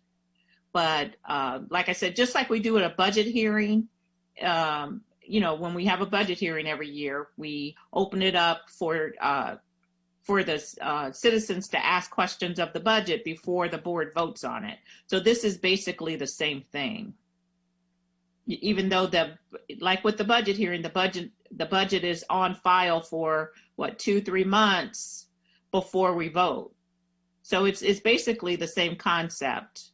I think it's good to have an opportunity dedicated for people to ask questions. And I think, the pandemic has made that hard to do, but I think we do have to, with another big change coming, I think we should, be more patient and allow for questions as well as the comments. I like that. What about when they do the sign up, they sign up for either a question or a public statement? That way we know how many questions we have coming, so we can almost separate those into two different things at the next board meeting. The only issue with that is, and I don't want to speak for Brooke and Laura who try to manage all this behind the scenes, but a lot of times those come in at the last minute and people will just they'll fill out the form and they'll write their name and then they'll write like one word about what they want to talk about. And so it's really hard to determine. They're not, people aren't writing a lot of information about what they want to talk about. They'll just say schedule, or they'll say, so there is, as much as we've been asking a lot of information. Sometimes it's, because when they come to a normal board meeting, all they're writing down is their name and, I think, their name and their address. Their affiliation with the district and their topic that they're going to discuss. What does it say on the normal sheet? Is that what it says, Laura? Yeah. So we're asking them a lot more information, but sometimes, we're just getting one word. So it's difficult to separate and do, especially because a lot of times it comes in either during the meeting or before. But, we can figure out whatever the board would like. And they may not know their question until they hear the presentation. Mm-hmm. Well, they'll get the presentation tomorrow. They'll have time to really digest it and ask questions along the way. But then, to your point, Renee, when they hear the presentation on the 29th, they might be triggered to ask, oh, I didn't think about that. Let me ask this question. That's all. And again, we're not expanding the time that we would give to each citizen statement. We would still keep it to 2 minutes. So they would have an option. They're either going to ask a question or make a comment. It would be hard to do both in that time frame, but I think it would just help people to feel better about these choices that they have to make, sending their kids back to either, in person or staying remote.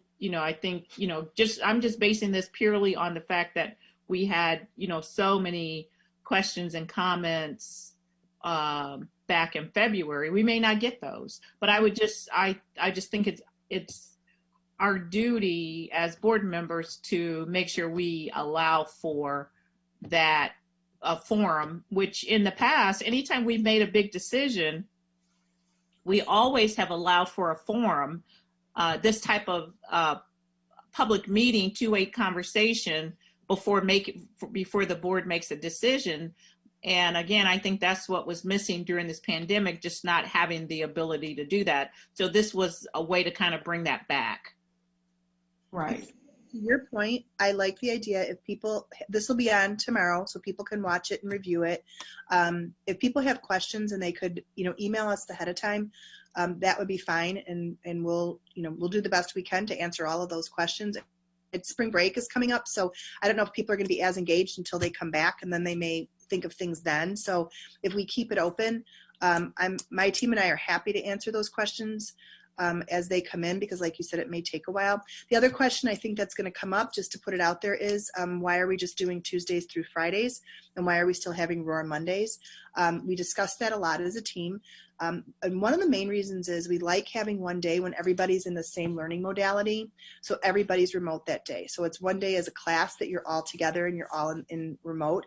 It still does give us another day to be cleaning. It still gives us some more time in a school that we could be doing some of those things. But that's a question that may come up. And that was really where we landed, was we liked keeping that one day where everybody was on the same learning modality. And it's for many children, it's what we've been doing, this entire year. And let me ask you this, Lori, because would it be too much trouble to knowing that people will have 4 days of learning? Just that particular question you just spoke to. These questions are coming, so could we do an FAQ, like a frequently asked questions? Why the 4 days? Why, some of the things you put into that presentation that you just gave about why you're doing certain things certain ways. The question from Joe about how is lunch going to happen? Is that too much trouble to do an FAQ, frequently asked questions? We can work on that tomorrow. Mm-hmm. Okay, because knowing the standard questions that you're going to get, that might be something that you can share out as well, because that would maybe people will see their question addressed and they may not even have the question. Sure. So that might be another way to handle that. Sure, we can do that.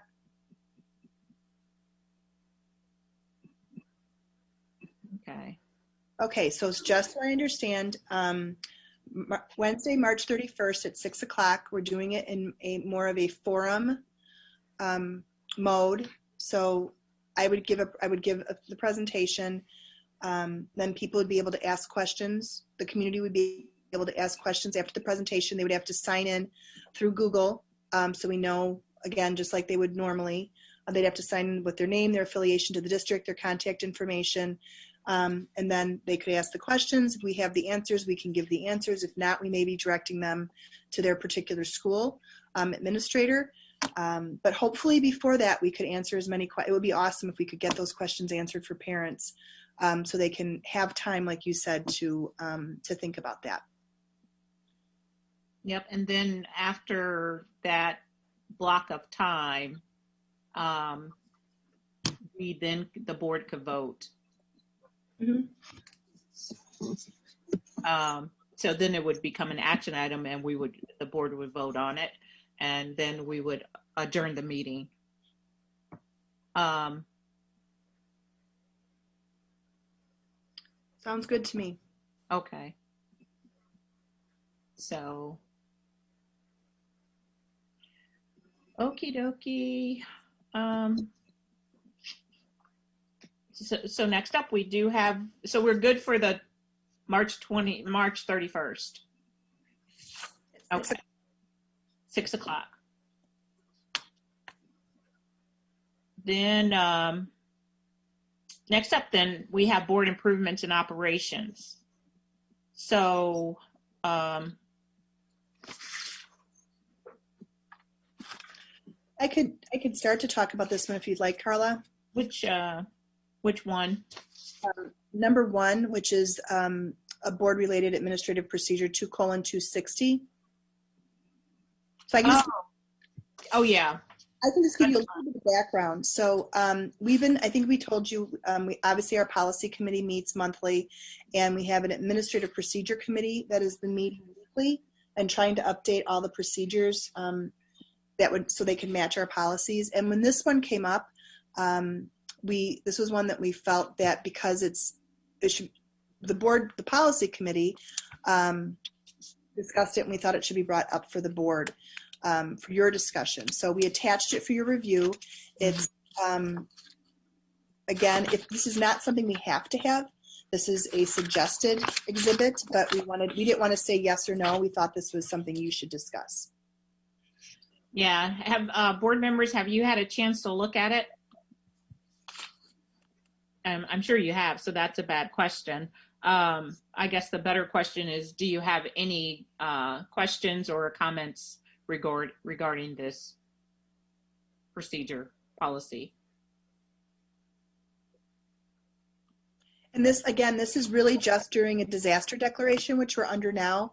I anticipate, and you would know better than I would probably, that, you know, within the next month, this may be lifted. So, but it would be in the future if there's ever another disaster declaration. And again, this is not something the board has to have. This is something that was given to us by press, and we just wanted to see if it's something you wanted. Yeah, I think it's necessary. What are you, anyone else? What are your thoughts? Anyone against it?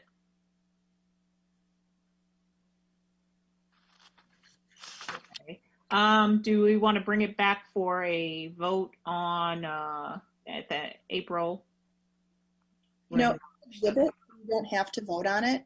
It's just, it's an exhibit from 2:220, so we would just include it as an exhibit. But would we, if we're going to adopt it, we wouldn't have to vote to include it? Yeah, you don't vote on because you don't have to vote on the exhibit. So you can, if you'd like to, for sure. But it's part, you voted on the policy. Mm-hmm. So if you'd like to vote on this, you can. Well, my recommendation would be that we would, just because we're basically including it with the policy. So that's almost like a change to the policy. Okay. We can put that on in April. Okay. And then the discussion of board policy 2:230, public participation at school board meetings, was another policy in your packet. And so is Ray here to discuss that, or? Well, Lizzie and I can talk. This was brought to the policy committee. And we had the questions that we had that we wanted to see what the, you know, what the board would like to do, and we could always bring it back to the policy committee. But and it had to do with the times. So we had a question, and you could see that Ray had given us some advice. But can you have a maximum amount of time? We changed from press. It was changed from 5 minutes to 2 minutes. So we know this is something that was important to the board. So we wanted to have the board give their opinion on this and bring it back to the policy committee. Lizzie? Right. In light of our past public comment that, you know, was very lengthy, we wanted to take that in consideration, because this policy that press has, they only have an overall minimum time stated, but they don't talk about any maximum, or should you, or, you know, would we want to have a maximum time so that it doesn't become unwieldy, yet we want to honor the citizens the opportunity to have time to make their comments. So Jen had made a proposal for possibly a 90-minute maximum time period, but that was just a starting number. You know, the board may decide that that's, you know, too long. But we thought it should have a time frame that we would not exceed, so that we could still do our business, yet be sufficient enough to honor the public's ability to make comments. So I think that's where Ray's comments came into. The 90-minute he did not feel was unreasonable to have in there. And that we would still want to limit each person's time. Let me try to find where this is.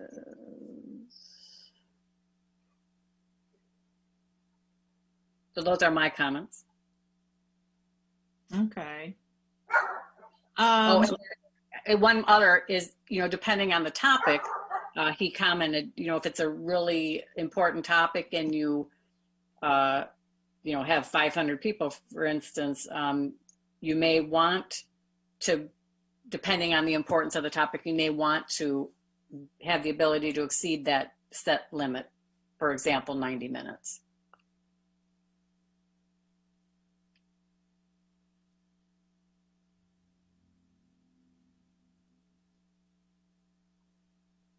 Yeah, so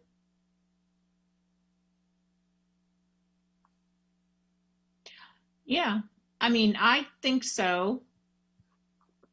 So the press policy is saying you should have at least a minimum of 30 minutes for, public statements. Right. But we're thinking we'll expand our limit to 90. Right, like a max. We could still have a minimum, but they didn't include any maximum. Oh, okay. So when they say minimum, I thought they meant that the board should set a policy to say that we're going to allow 30 minutes for public comments, but it shouldn't be less than that. That's what I think that meant. Right. But we're going to say we're going to allow at least 90 minutes or not allow 90 minutes in the case of but can we I thought I saw this in the policy, but I'm going back in between screens, so give me a moment, because I thought you guys had put it into policy that way. But maybe I was just reading, maybe. We didn't make any changes to it. Oh, okay. At present, it was for discussion, and that's why we consulted with Ray to make sure that we could have a maximum time in there, that was legal, to have a limit. Mm-hmm. Well, see, that's what I'm saying. What they're trying to say is the limit they're putting in is 30 minutes. Mm-hmm. The press policy is that's the minimum. That is the max.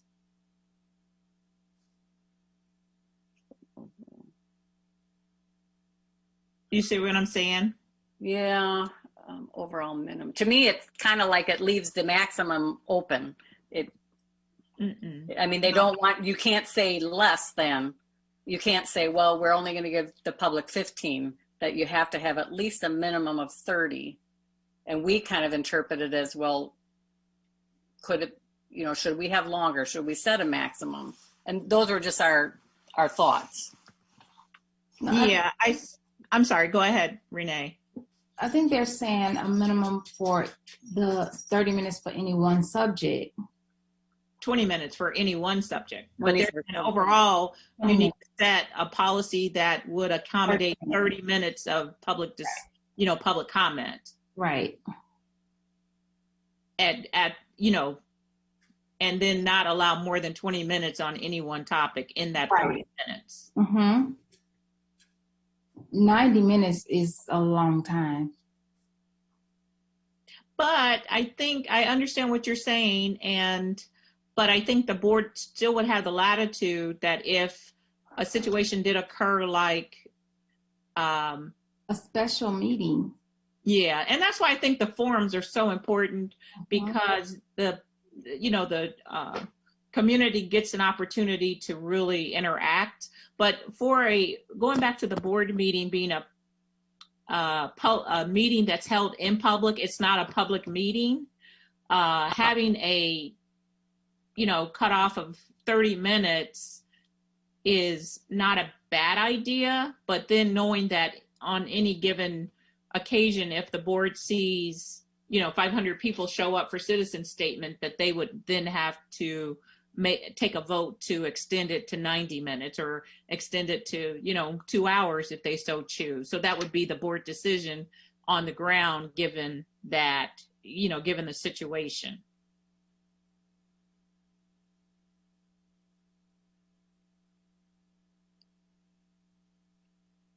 I think that makes a lot of sense. And I think that is addressed in number 3, I think. When necessary and appropriate, you could shorten the time, you could expand the overall minimum.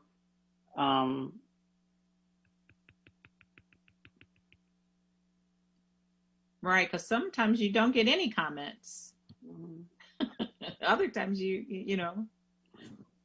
I think we just wanted to make sure somehow when we did this that we honored the public's ability, I think, to make a comment and feel like we were allowing time yet to get our business done.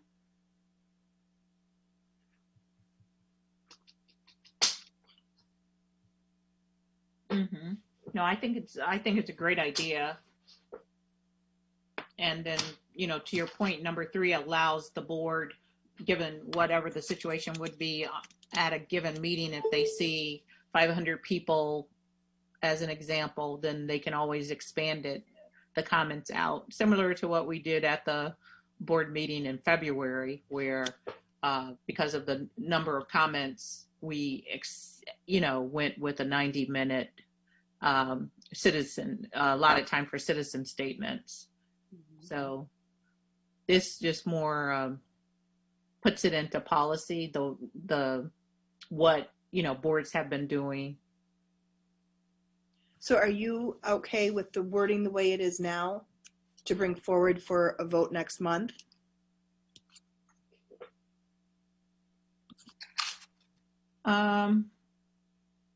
Board, what are your thoughts? I am.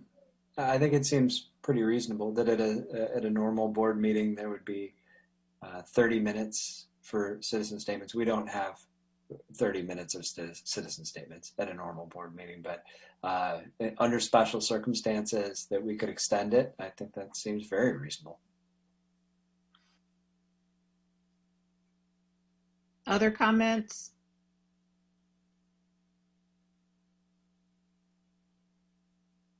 Hearing none, I think we bring it for a vote on April board meeting.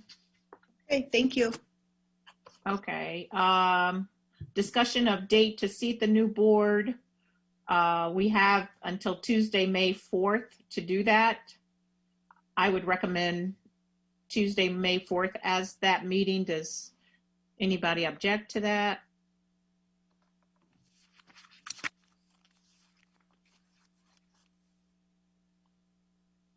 That way we can socialize that date with the candidates so they know to set that time or that date aside. We probably start at, 6 p.m. or 6:30. What's the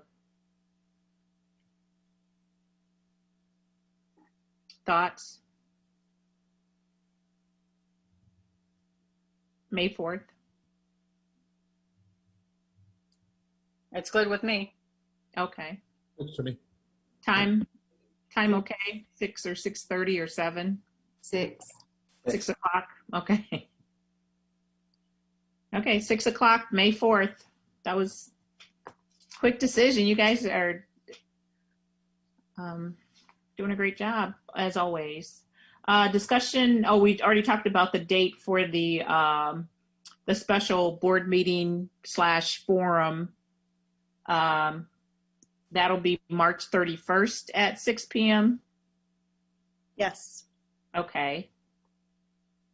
And do we have anyone signed up for citizen statements?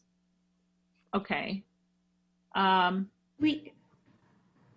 sorry. We did have someone register for a citizen statement, but he sent me a message saying that he was no longer feeling well and he was not going to be able to participate after all. He was planning to speak about positively about his son's experience with remote learning, but he's not able to join us. Okay, thank you. Sorry to hear that. So no other citizen statements. Do we have a reason to return to closed session? Do not. We do not. So hearing no further business before the board, can I get a motion to adjourn? Motion to adjourn? Second? Roll call vote? Sorry. Carla? Aye. Joe? Yes. Lizzie? Yes. Jennifer, Renee, Yes. David, Yes. Corey. Yes. Motion carries 6-0. Thank you all. Before we hang up, I know the rest of you can drop. We need to work through the DocuSign. I think you had a couple of documents that Lizzie and I need to sign tonight and get back to you. And then we'll set up a DocuSign for the resolutions. Is that correct? Yeah, everything is set up. I just have to load everything up and get it sent out. So what I can do is with the resolutions, I can do that tonight or I can do it tomorrow. It doesn't matter. Okay. What works best for you? Just let us know. I'm more than happy to do it tonight, and then that gives you guys time to get them signed. That way they're done and they're in hands to sign them when you get a chance. Okay. So. Okay. And I'll do my part now with the other documents that you've already sent. Okay. Okay. Great. Well, thanks for working late. Oh, I know. Thank you. Okay, guys. Talk to you all later. See you on the 29th. Yes. Thank you, everybody.